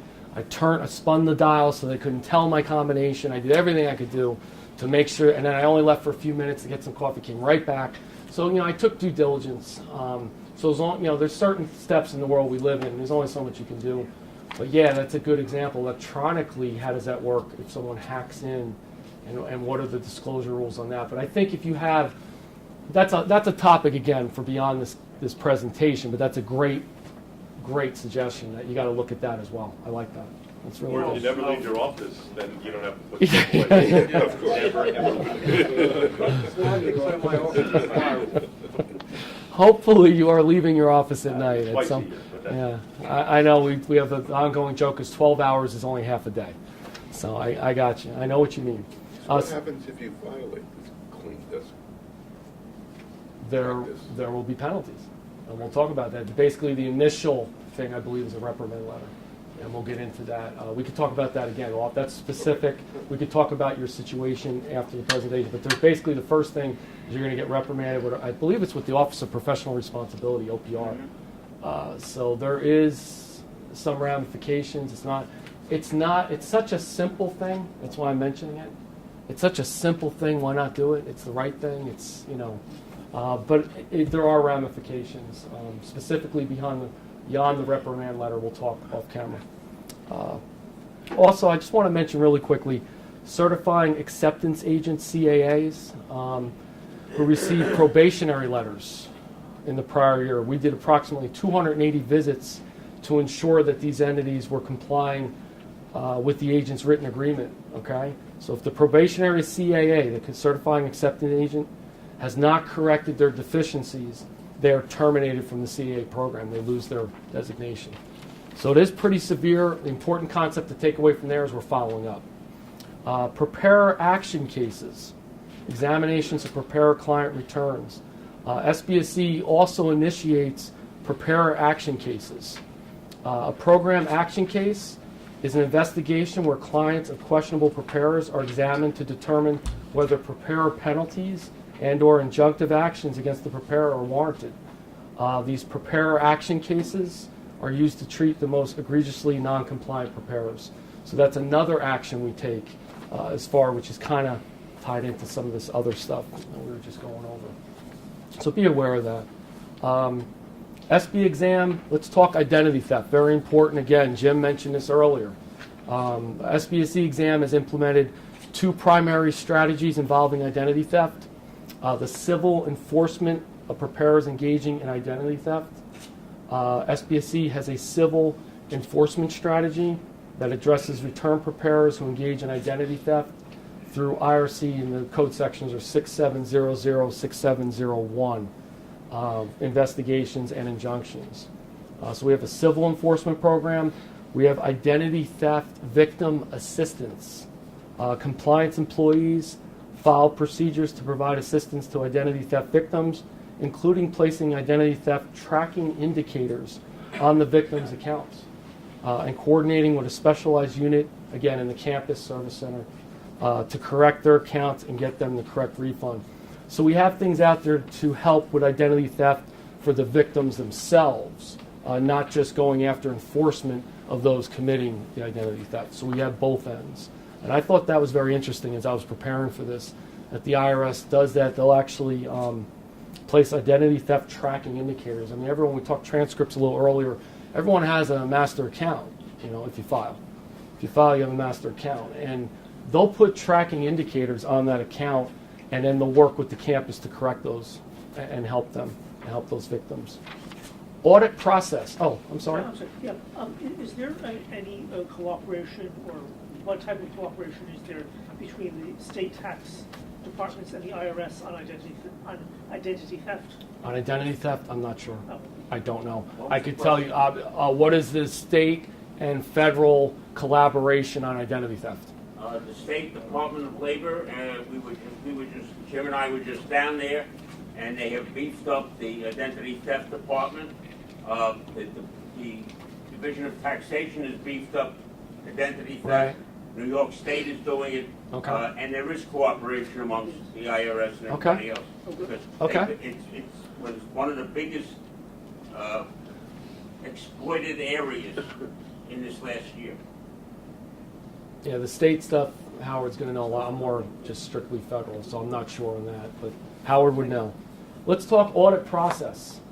Audit technique guides. This is interesting. The IRS has continued to develop audit technique guides, ATGs for short.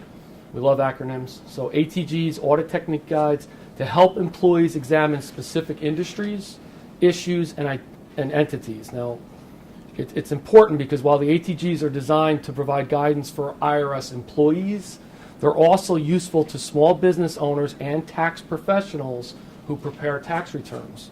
So the ATGs are not just for internal IRS anymore. They explain industry-specific examination techniques, include common as well as unique industry issues, business practices, and terminology. Guidance is also provided on the examination of income, interview techniques, and evaluation of evidence. They may also be helpful for business and tax planning purposes. They're saying here that we finished the following ATG. So 2013, they did hardware timber industry. So this is a national thing, so I don't know how much hardware timber we do in North Jersey, but or Central Jersey. We were working on the following ATGs: entertainment industry and low-income housing credit. The IRS has over 50 audit technique guides from various business operating areas. More information could be found on irs.gov. You know, it's amazing to me, just the 20-some years I've been doing tax and IRS work, how much the technology has taken over. And, you know, we're going to keep saying this, I think, going forward. irs.gov. There's so much information there. So if you go in there and in the search box, you just put in ATG, Audit Technique Guide, you're going to come up with a list. And it might help you, again, with business, with year-end planning. Jim was just talking about the year-end planning stuff. So have your staff look up ATGs on irs.gov. It could help some of your clients and help you plan for them. Oh, there's definitely stuff. I mean, there's construction, there's passive activity one.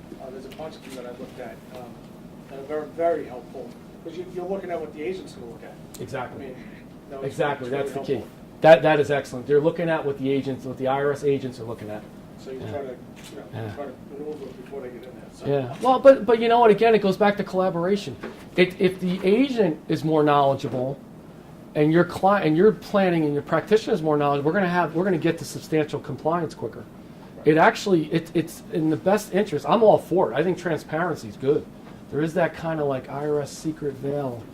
Ted's coming in today. What's he going to talk about? You know, they wanted PowerPoints. I'm like, no PowerPoints, no PowerPoints. But so it is that kind of mystique. One of the reasons I came to the IRS, I was really curious. Like, what's it like on the inside? Public accounting, I was always so curious. I worked for a firm that didn't have a lot of audits. But even if you don't have a lot of audits, you can inherit a new client who might be under audits. You could still end up dealing with an IRS audit, even though it's not your typical business. Yeah, so that's good. That's great. I'm glad you're using them. What happened to the MSSPs? They're gone? They had the market segment specialization program. They just were replaced by the ATGs, or they were like 8 or 10 years ago. And they had some good stuff too. I mean, they had like I think it's, you know, that's a great question. I think it's more transformed. I know in LB&I with International, they're doing more IPGs now. It's called issue practice groups, where they actually, it's so interesting with all the technology, they have people across the country. So I'm a New Jersey case manager in Paramus. I'll have an issue practice group, some subject matter experts on a typical issue, let's say that they're working on. It could be partnerships, IPG for partnership, or an international thing. I think International calls it something else, though. It's not IPG. It's issue something else. Issue management, IMT, something like that. But anyway, so you'd have this team of IRS, and I might be getting someone on the phone from Ohio, someone on the phone from Phoenix, Texas, and we're all working in New Jersey on this audit, and they're sharing information about their expertise nationally. So in Paramus, we're doing the same audit as in California. And that's huge. So I think the MSSP is transforming. I don't know if it would be called the same thing, but I know in LB&I it's IPG. And that's the big thing, these groups of subject matter expert that just focus in on certain areas. You know, we talked about, what was it, repairs and capitalization. They might have an IPG on that. So they have all these, they're trying to do it by code section.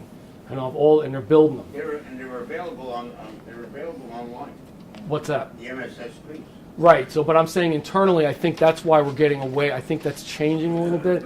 And again, it's a division thing. LB&I is doing a little differently than SBSE. My expertise, unfortunately, last 9 years, I was more LB&I, so I'm more familiar with that. But they have these IPGs, for example, changes in method of accounting, methods in accounting, timing changes. They have an IPG for that. So if you had someone filing a change of method of accounting form, there's a process, and it would go to the manager, and we would have an IPG meeting, and they'd look at the issue and see what we should do with it. And we'd have these subject matter expert come in. So my agent myself might not be familiar with that, but that subject matter expert out in Phoenix knows it like back of their hand, and they're helping us, so we get consistency. And that's actually a good thing for you guys, because then you don't, the more knowledge the IRS has, the more you can streamline your stuff and get your stuff done. The consistency is very important. So the IRS is changing from that standpoint, but I'm not sure specifically what happened to that program. That's a great question too. No, they were excellent. They had like car washes, all the stuff that cash businesses. I mean, just a lot of cash business stuff. I mean, businesses. So it was just they were very useful for us, and not even if an auditor was coming in, but to learn some of the how to handle certain things on preparing the returns and the compliance that we needed on our end. Yeah. No, so it was good. They were good. And it's tough. I mean, we face some of the similar challenges. I mean, you're saying end of the year, you're trying to do planning, you don't have all the answers.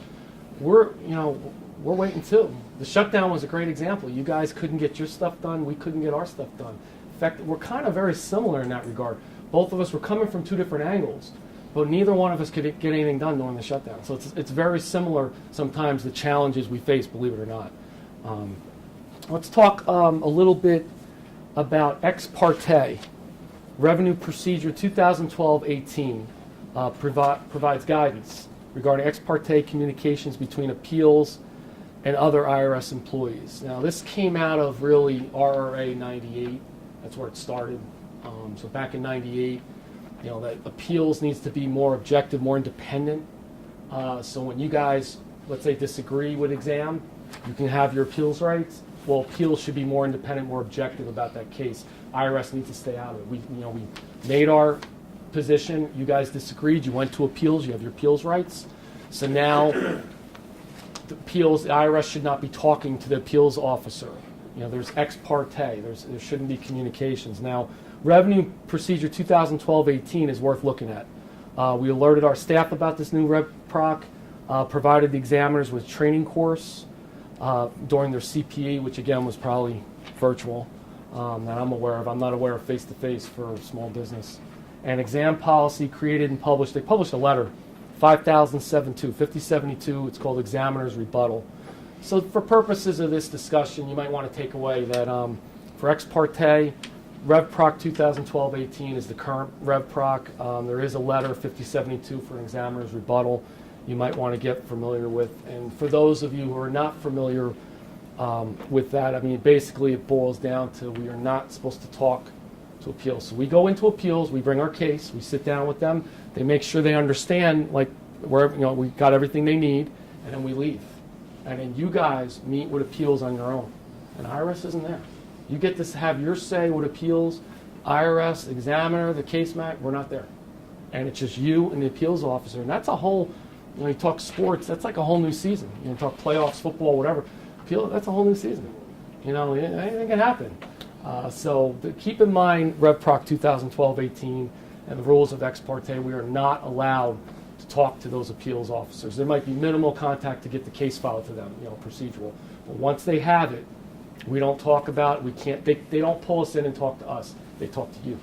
So you have say. Our say is our case file. If we didn't develop our case file good enough, you guys could definitely win in appeals. So keep that in mind, Rev Proc 2012-18. And it's similar because we're talking appeals. I wanted to finish up, I am winding down, on fast track settlement. This is cool. Fast track settlement was in LB&I. So for those of you that follow Lexis tax notes, November 7th, they published an article, Thursday the 7th, on IRS announces nationwide availability of fast track program for small business self-employed. It used to be just LB&I. It's now an SBSE. This is a big deal for you guys. This is huge. So I saved it for last. Basically what happens is, and I'm just reading this from the tax notes, the jointly administered SBSE and I.R.S. Appeals Office fast track settlement is designed for one reason: expedite case resolution. What happens when under fast track, taxpayers under examination with issues in dispute work directly with I.R.S. representatives from SBSE exams. You have me there, probably 9 out of 10 times the manager's going to be there, the agent. But here's the key, an appeals. So you have an appeals representative in that meeting. It's my understanding, and we could double check this, this does not limit your appeals rights. So you can go to fast track and not like how it's going, like not agree to fast track and still have your appeals rights. This is a big deal for practitioners.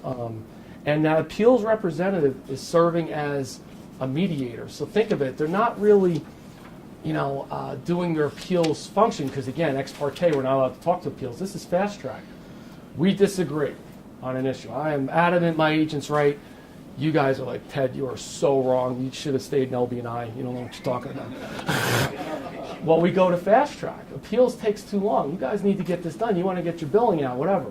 You go to fast track, it moves quicker. It's a quicker process. There are qualifying issues.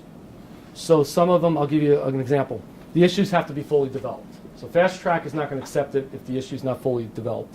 The taxpayer has stated position in writing and filed a small case request with the total amount for any period is less than $25,000. So it has to be less than $25,000. And there are a limited number of unagreed issues. So it's not for everything, but when you can see where it would fit, basically fast track, now that it's in, I mean, we're talking November 7th. That's this month. This all just happened. That it's in small business. This is a big deal. Definitely look into it. Yes? Would that be good for the penalties? A lot of times when you do audit, okay, I agree, it took too much T&E, here's the money. And we get hit with the penalties. And that's... I'd have to look, when I was prepping for this, it shows what I just read you.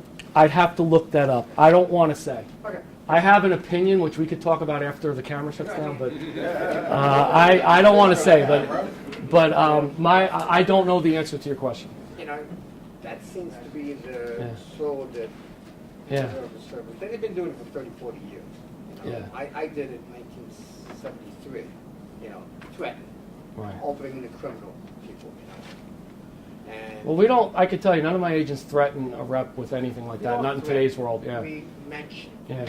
No, we don't. I don't. If it's criminal, we'll do a criminal referral. We don't mention it. I know, but what happened was now it's mandatory that the agents have to assess the penalties. My best advice to you is not. I don't. My best. We could talk afterwards. I just don't want to take time away from the group. But my best advice when it comes to penalties, I'm a case man. I have to sign off on it. Yes. So whether they're asserting or non-asserting, I have to sign off, and I'm accountable for that. So they come to me and they say, "All right, this rep. What's your name?" Tom Dempsey. Tom. Tom wants me to waive the penalties. My first question is why? Do the penalties apply? Is it under the, if we're talking, and I assume you're talking accuracy related, 6662, 20%. We're not talking criminal or anything. No. So accuracy related penalty, in this case, there's a deficiency. We're assessing tax liability. The agent comes to me, they want it. My best advice to you is when you write, first of all, put something in writing. If you're going to just say waive the penalty, it's not going to happen. We need to take a consistent approach.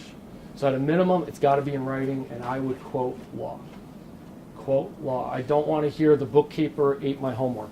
I don't want to hear the dog ate my records. Yeah. Hurricane Saint. I don't know. I mean, to me, it depends. You really got to quote law.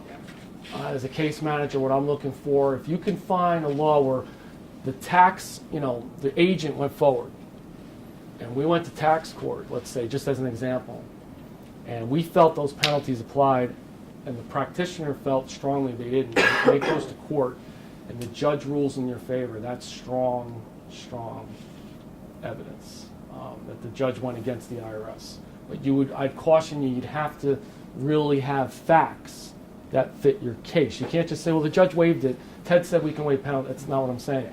You'd need law, and you'd need a specific, really good reason in this day and age to just waive a penalty.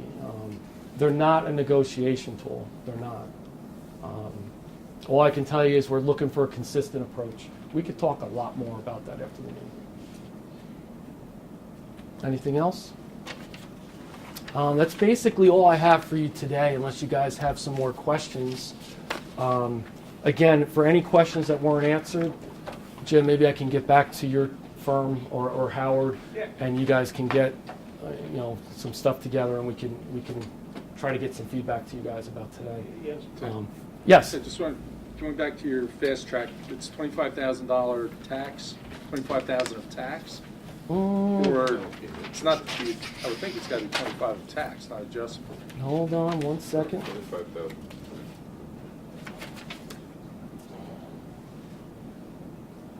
The total amount for any tax period is less than $25,000. The total amount. So 25,000 per year, I mean. Per tax period, correct. The total amount for any tax period is less than $25,000. It must be tax, not adjustable. I think it's tax penalty and interest. I think it's tax penalty and interest, but again, we'd have to double check the fast track. Why don't you think interest is never negotiable? Right. Right, but it's still covered. But what he's saying, is that included in the $25,000? Would it just be the tax adjustment, the deficiency, or the interest and penalties as well? That could make a difference in whether you go to fast track. That's a good question, though, about the penalties. I don't know. I know specifically, and I think you guys know this, if we're having an audit, God forbid, and we disagree, God forbid, and he agrees with all the issues that my agent came up with, but Ted is asserting with the agent's recommendation, backing up the agent and asserting the penalties, you can go to appeals on the penalties, you know that. So we go on, we do a partial. So you agree, you sign off on the issues, you agree to the issues, but you go unagreed on the penalty, and then appeals will look at it. It's gone kind of both ways. Appeals have waived and appeals have backed this up. It depends, again, case by case, circumstances. You need a strong position is what I'm getting at. And history. Yeah, that would help the strong position, yeah. But I've seen it go partial, and I've seen appeals go both ways. Appeals does send us information now, post appeals decision. They give us memorandums so we know what happened. We're not allowed to talk to them, but when it's done and settled and they figured it out, we'll get the answer. They're supposed to send that out to us. So we'll find out after the fact what happened. Tom was victorious, in appeals. But whether it fits fast track, that's a great question. I don't know. We'll check. And we could check on the amount too. That's easy. I could check on that. That's easy. Yes? What's the average period from when an audit ends and before you get to meet with appeals on that audit? Well, see, that's why fast track is so important. Appeals, like most of the I.R.S., we have so much, work. We're doing more with less, like all you guys. That appeals was backlogged. Appeals has people retiring, attrition, they're not hiring. So fast track moves it a lot quicker. As far as an average time, I don't know. I don't want to answer that. I don't know. I don't want to say specifically. I could tell you with fast track, they're trying to do it in something crazy like 120 days or 90 days, where appeals was months and months and months. Much longer than that. Much longer. To go back to years ago, when I was, they would be looking at inventory, days of inventory. And that was always the most important thing for your promotion. Okay, to get 9 to 11 to 13. He knows inside I.R.S. He's talking inside lingo right now. No, what happened was most of the guys here are ex-IRS. Good. Okay, and I did notice that it seems that the inventory of the agents are looked upon by the supervisors and I'm going to say district managers. That's not what I am. Right.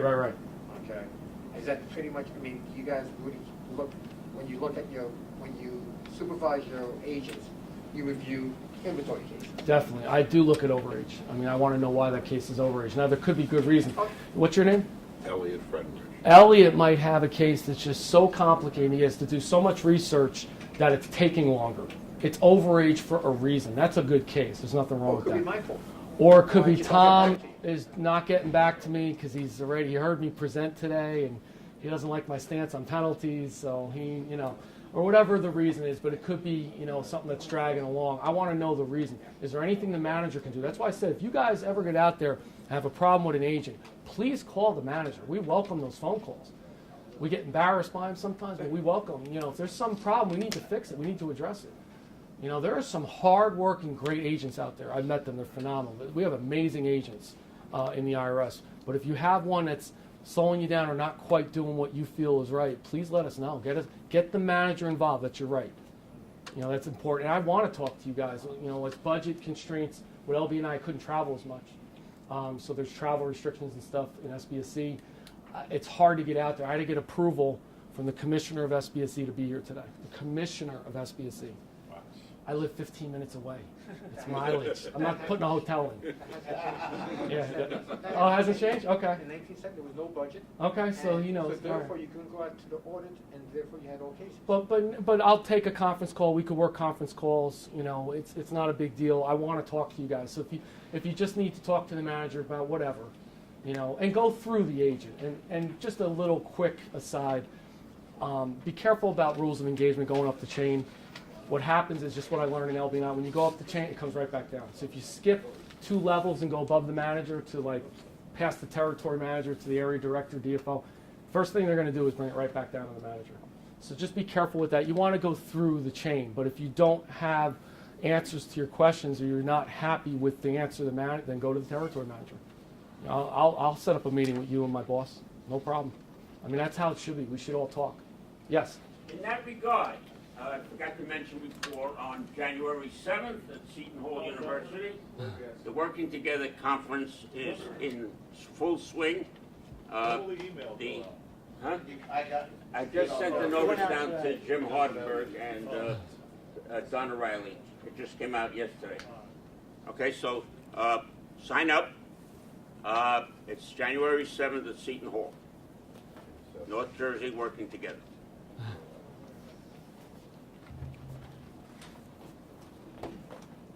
Our featured speaker will be Mike Bryan, the Director of Taxation for the state of New Jersey.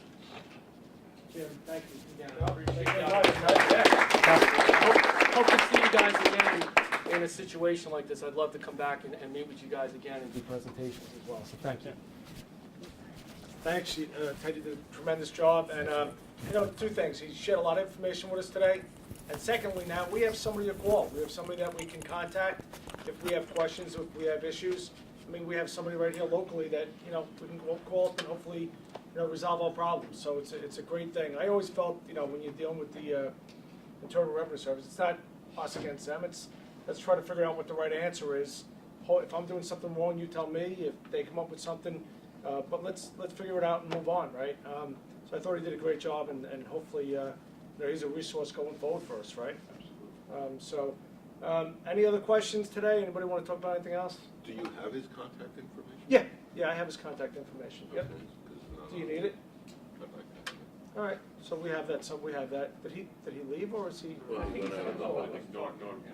Oh, Norm's got him. So he's got business cards. I would grab a business card from him before you leave today. Okay, thank you. And, you have any cards? He just switched. Not in the budget. He's got an e-card someplace. I have his contact information, so I'll send an email to the group. Yep, and any other questions today? Anything going on? Anybody want to share with us? I have, for the year 2013, for health insurance, is the threshold 250 employees or is it 0 for 2013, depending on the W-2, Marks 10? It's 250. I think 250. It's 250. You got to include the double D code and the health insurance. Yeah, but if it's less than 250, you don't have to. You don't have to. Over 250 PD. Right. I know, but there's nothing. It's the gross amount. Can't find anything where it says, It's the gross amount of the Everything. benefit. Employee piece, all of the kinds. There's a whole list. I have a list of what actually gets included in that box. I if have you that, need but it. the problem was, I can't find definition that it's, there was extension for the year 2005. It was extended, they haven't, right, I don't think they've They actually come back yet. haven't changed it. They haven't Still the changed same it, so rule. it's 250, I don't know if it's over 250 or 250 250 and above. and above, So if I then have they need 249, the, right. I don't have to do it. Irish Right. authority. That's correct. You can voluntarily do it, they will not. Yeah, you can do it if you want. Nobody can. We've had clients that have done it, and I said, and I think we know the answer on it, eventually, you know, it's an informational thing now, we think eventually it's gonna be taxed. That's what we think, but, you know, we don't know. So, Or we let's go, charge Medicaid or something. something. It's Do we have gonna be an Medicaid. update on 2848's electronic yet? As far as, Final net.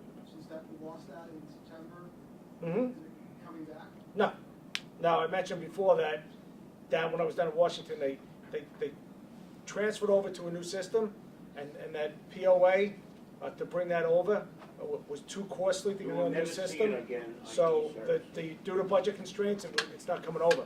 And I don't know what excuse they had, they said enough people weren't using it. I don't think that's the case, because I know everybody I've spoken to, is that was one of the best resources we had, that was great. You got an issue resolved, if you got that notice at the beginning of the day, you got the POA, you got what you needed, transcripts, ERP documents, whatever you needed, you were done you at least had an answer for the client. Maybe it wasn't totally resolved, but you had some, you know, communication back to them, because you know what clients give you I.R.S. notice, you know, they want to know what's going on immediately. Now we've lost that. Based on a survey taken by Booz Allen, and as Right. of 2 weeks ago, Booz Allen merged him with Price Waterhouse. Does that answer your question? But we lost it. Now, what you could do, which has also become more now, right, the time, like you were on Howard for over 48 minutes today, practitioner hotline, you could always call, fax the POA to them, put them on hold, get back, you know, get what you need. But again, not as efficient as it was with the e-services. It's a shame that they did that. It really is. Anything else? Steve? It's great that we have it out of the office sometimes, but the setup was a little bit confusing here. Yeah, this is the first time. I think, like I said, I think the reason we're trying to flip-flop location a little bit, just maybe to get, you know, be fairer to the people coming up from the south. You know, different location. That's all, Steve. Yeah, I think the setup obviously in Roseland is probably a lot better. The table seatings, the setup there is. And I even told Don today. I said we're on the away field. You know, I feel like I'm the Giants on the road. You know, it's like you know, Don's asking me questions. I didn't know some of the answers. I actually forgot the evaluation sheets. You know, just Forgot them? I forgot them. Yeah. Norm, I was with you all day today. Trust me, I've been with you since 7:30 this morning. It's been a long day. Jim, I know I do a bunch of ethics classes here. I mean, they have a much bigger room, so Yeah. maybe we just have to let them know. Maybe. To use the other room on the 6th floor, the other side. I mean, it holds like 80 to 100 people. I've done ethics classes, so they have a much bigger room in this facility. Yeah, and we do have another seminar scheduled here. I'm not sure when. I think it's in January. January. I think it's at Eisner. Oh, it's Eisner Ramper. Oh, so it is a different one. But okay. We have room that holds 80 people. But that's what you just said, Eisner Ramper. I think that's what we'll have. Is that the January seminar? Yes. Okay, so that's good. But yeah, maybe for here next time, Joe, it's you know, we got to tell them we got 45 people, Exactly. and they give us the other room. Yeah, so again, it was just to try to get different people, maybe from the south, coming up live, that face-to-face, and try to get more people involved. We have a seminar December 20th. It's in Roseland, and we're doing it, I think, from 9. It's a 9 o'clock morning meeting because it's so close to the holidays. I don't think people want to be, you know, out, so we're trying to do a morning meeting, which is different. We'll see how that turns out. I don't have a topic yet. I'm not sure if anybody wants to hear anything in particular. If you want to have an open forum, if you want to talk about the tax programs, Lucera Drake, if you want to talk about some issues that, I don't know. I mean, is there anything particular out there anybody wants to hear? Anybody interested in? I mean, this is... I would hope that by December 20th, maybe some of the sample forms will be available from the service. And we can, usually on the form, if they've made any substantive changes, they mark off the boxes. Yeah. So, I mean, you there know, are new there'll be some forms. practical things to look at. Maybe practical stuff. There was, like I said, the new forms are out already. I've already seen them. And I'm using the 8959s and 8960s. We're actually doing our planning on the 2013 Lucert program already. because everything's in there with the phase outs and everything else, and it works tremendously. I mean, we don't use the file, we set up a separate directory, and we're using that file and putting the information, and we're getting what we need, and the state stuff is in there too. So it's a lot better this year, tax planning, than last year, because last year you were sitting here at the end of the year, and you didn't know whether rates were going up, you didn't know what the hell was going on, and you weren't, clients that, historically, put, whatever they put aside in their desk before they left for the Christmas holidays, they wanted to, they were uncertain whether they wanted to accelerate that into the 2012 year. So this year's a little bit easier. At least we know what the laws are, I think. Except for the extenders, but the extenders, and that's true. I mean, even with the bonus depreciation and the Section 179, are you advising the client to take all that this year because it's only going to be 25 next year? I don't know. It's 25. Is it going to be 25? Anybody heard anything on it? I mean, I would assume it's got to get extended at least up to 250 or some type of number. And the bonus has historically been there forever, right? The bonus depreciation of 50% goes away December 31st, 2013.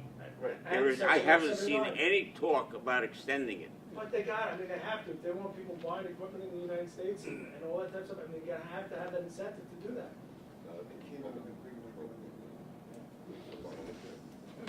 Again, there's some of the extenders, but I don't think we're as in bad shape as we were last year when we didn't Unless you know go to Macy's and buy it. rates and everything else were. So I don't know. Maybe we do some practical forms, some practical things before, in December. Whatever else comes up new, I don't think anything's going to come up new from the I.R.S. between now Don't and. forget the medical goes up to 10% for those under 65. Yeah. You're going to lose more medical deductions this year. So your clients are going to get whipsawed. And the only suggestion I would make at this point is if you have clients that make more than $250,000, you better do your homework between now and December 31st, because the 3.8 is going to hurt. Yeah, if it wasn't provided for during the year already, I mean, through your estimates. Only one client at a time on your desk. All right, Jim. Yeah, put the files away. They haven't been to my office. We actually had an I.R.S. visit. They came in, and it was more on the e-filing side, where we were doing stuff right with the 8879s, where they're being signed off on. They were looking at the dates. And unfortunately, the lawyer that came in was out in about a half hour. He got a written reprimand. His Yeah. son's 8879 wasn't signed. So. Okay, so they're very picky. And that's an issue that we talked about that, Howard, too, I think at last year's seminar to Working Together on the e-filing. What are we required to do? When does it need to be signed? Can we get a fax copy? What dates does it need to be signed? Those type things. I mean, we talked about that. That was a big issue for You can only hold the return 3 days. Well, you're going to be holding them a lot longer this year because they're not going to be ready until February 7th to accept, returns. They are going to allow you to hold the returns. What happens to the exception, like, if my engagement letter says, I will not file unless I get paid, is that an exception to the? There's nothing wrong with that. Okay. So there's no, you're holding a lot of returns. I'm still waiting for your payments. Just don't say, put it into my foreign bank account. What's that? For payment. Howard, you're better with the ethics stuff than I am. What happens, Jim said, you can't hold anything up for payment. That's under the ethics. You can be brought Should up. me? You can't withhold. Again, I'll go with you, but I just don't want to be brought down to, consumer report. Tax return is your work. Right. You don't print it out, you don't do anything with it, it's still not a tax return. It's a piece of paper, in the file, in the computer, okay? No, sorry.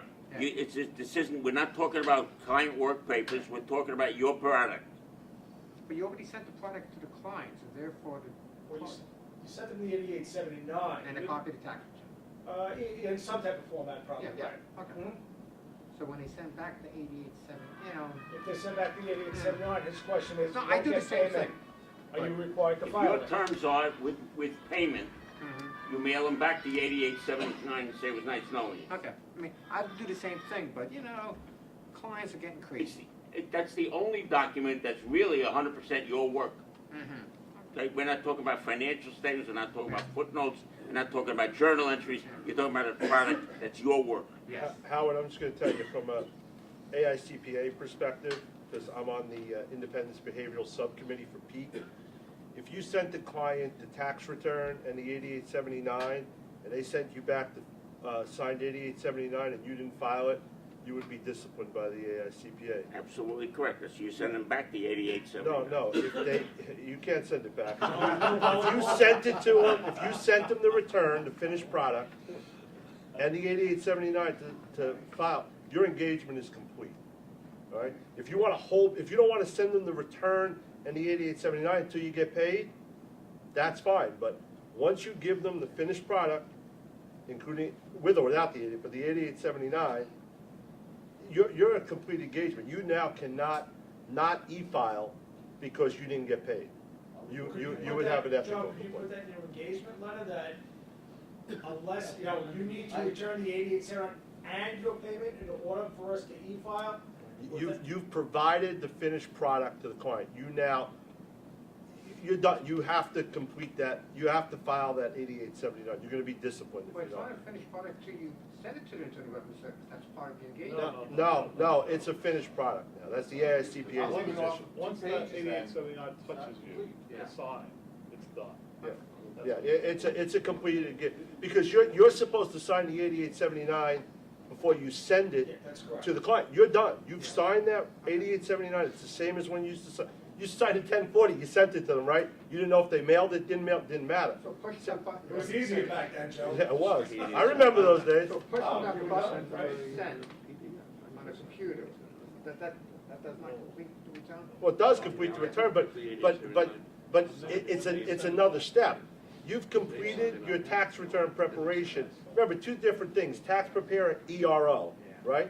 You're an ERO, that's a different function technically from the I.R.S. standpoint. And I'm just telling you, AICPA is gonna look at it that you've now harmed the client, and there would be an acts discreditable, and they would get you on the 501. I've seen it. I've been on these calls and conferences with that subcommittee. I have the same policy not to release it, but when push comes to shove, Yeah. I feel, Once push comes to shove, is my you're license done. worth $500? Right. Yeah, and I can tell you, the state board is also gonna come down, on you from that respect. So if you wanna hold back for money, if you wanna say quid pro quo, here's your return, give me your check, that's fine. Howard's right.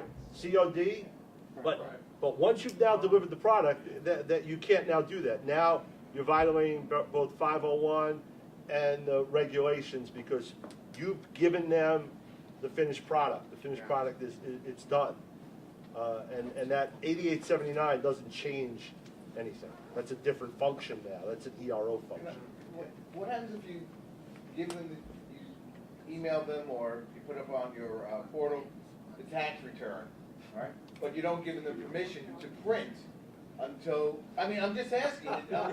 You've delivered them the tax return. I think, yeah. It's copy of draft return. I tell you, it wasn't a lot easier, Joe, today when you mailed the return out from your You're office. done. You were done. You didn't worry about whether the client fired me. You knew he was taking a serious spot. Now you're sitting there on April 12th and you're looking at all your returns and you realize you didn't get 78, 88, 79s back that you did back in February. And now you got your front office call. I mean, it really has become, again, more of a burden on us. One of the other things that we're more burdened and it is a better process. Obviously, it's going in, it's getting your refunds quicker and all that other stuff. There's less chance of error, input errors, all that stuff. But it has become more work for us. And I know we start April 10th, or maybe before that, looking at who hasn't sent this stuff in. And by the way, the reverse is also true. Just like said, if the I.R.S. comes in and audits those 8879s, the dates are very important. Yeah. In the past year, every year there's going to be 4 or 5 of these cases at the AICPA level. I'm only on that committee 4 times a year because it's a rotating 3-member group every month. So every time is what the AICPA takes very seriously if you hit the button before you have back the 8879. But the I.R.S. does, but the AICPA does too. So you can't, you got to have that signed 8879 back before But you hit the can button. get a, right, and you can get a fax copy back, or you can get an email copy back signed. Correct. But I always tell the client, send me the original separately, with the check, with the check. Oh, yeah. With the check. With the check. But you gotta hit the button anyway. If they just send you the And listen, 8879 and not the check, you gotta hit the button. You're almost better off filing the return and not worrying about later on that the guy now has a late filing penalty, a late payment penalty. You're gonna wind up having more headaches down the road. File the return and then figure out how you're gonna collect it. I mean, that's the administrative side headache of all business sometimes, right? Anything else? If Did not, everyone sign in? Since we were on the second sheet, that committee. Oh, yeah. This is the only evidence we have that people were here. yeah, and was ever here, sign in on the sheet. If your name's not on it, sign at the bottom. Don, what's that number next to? And I'll fill out the evaluation sheets that are at home. I'll give everybody a 5. There's a six-digit number next to both the Thanks. name and the.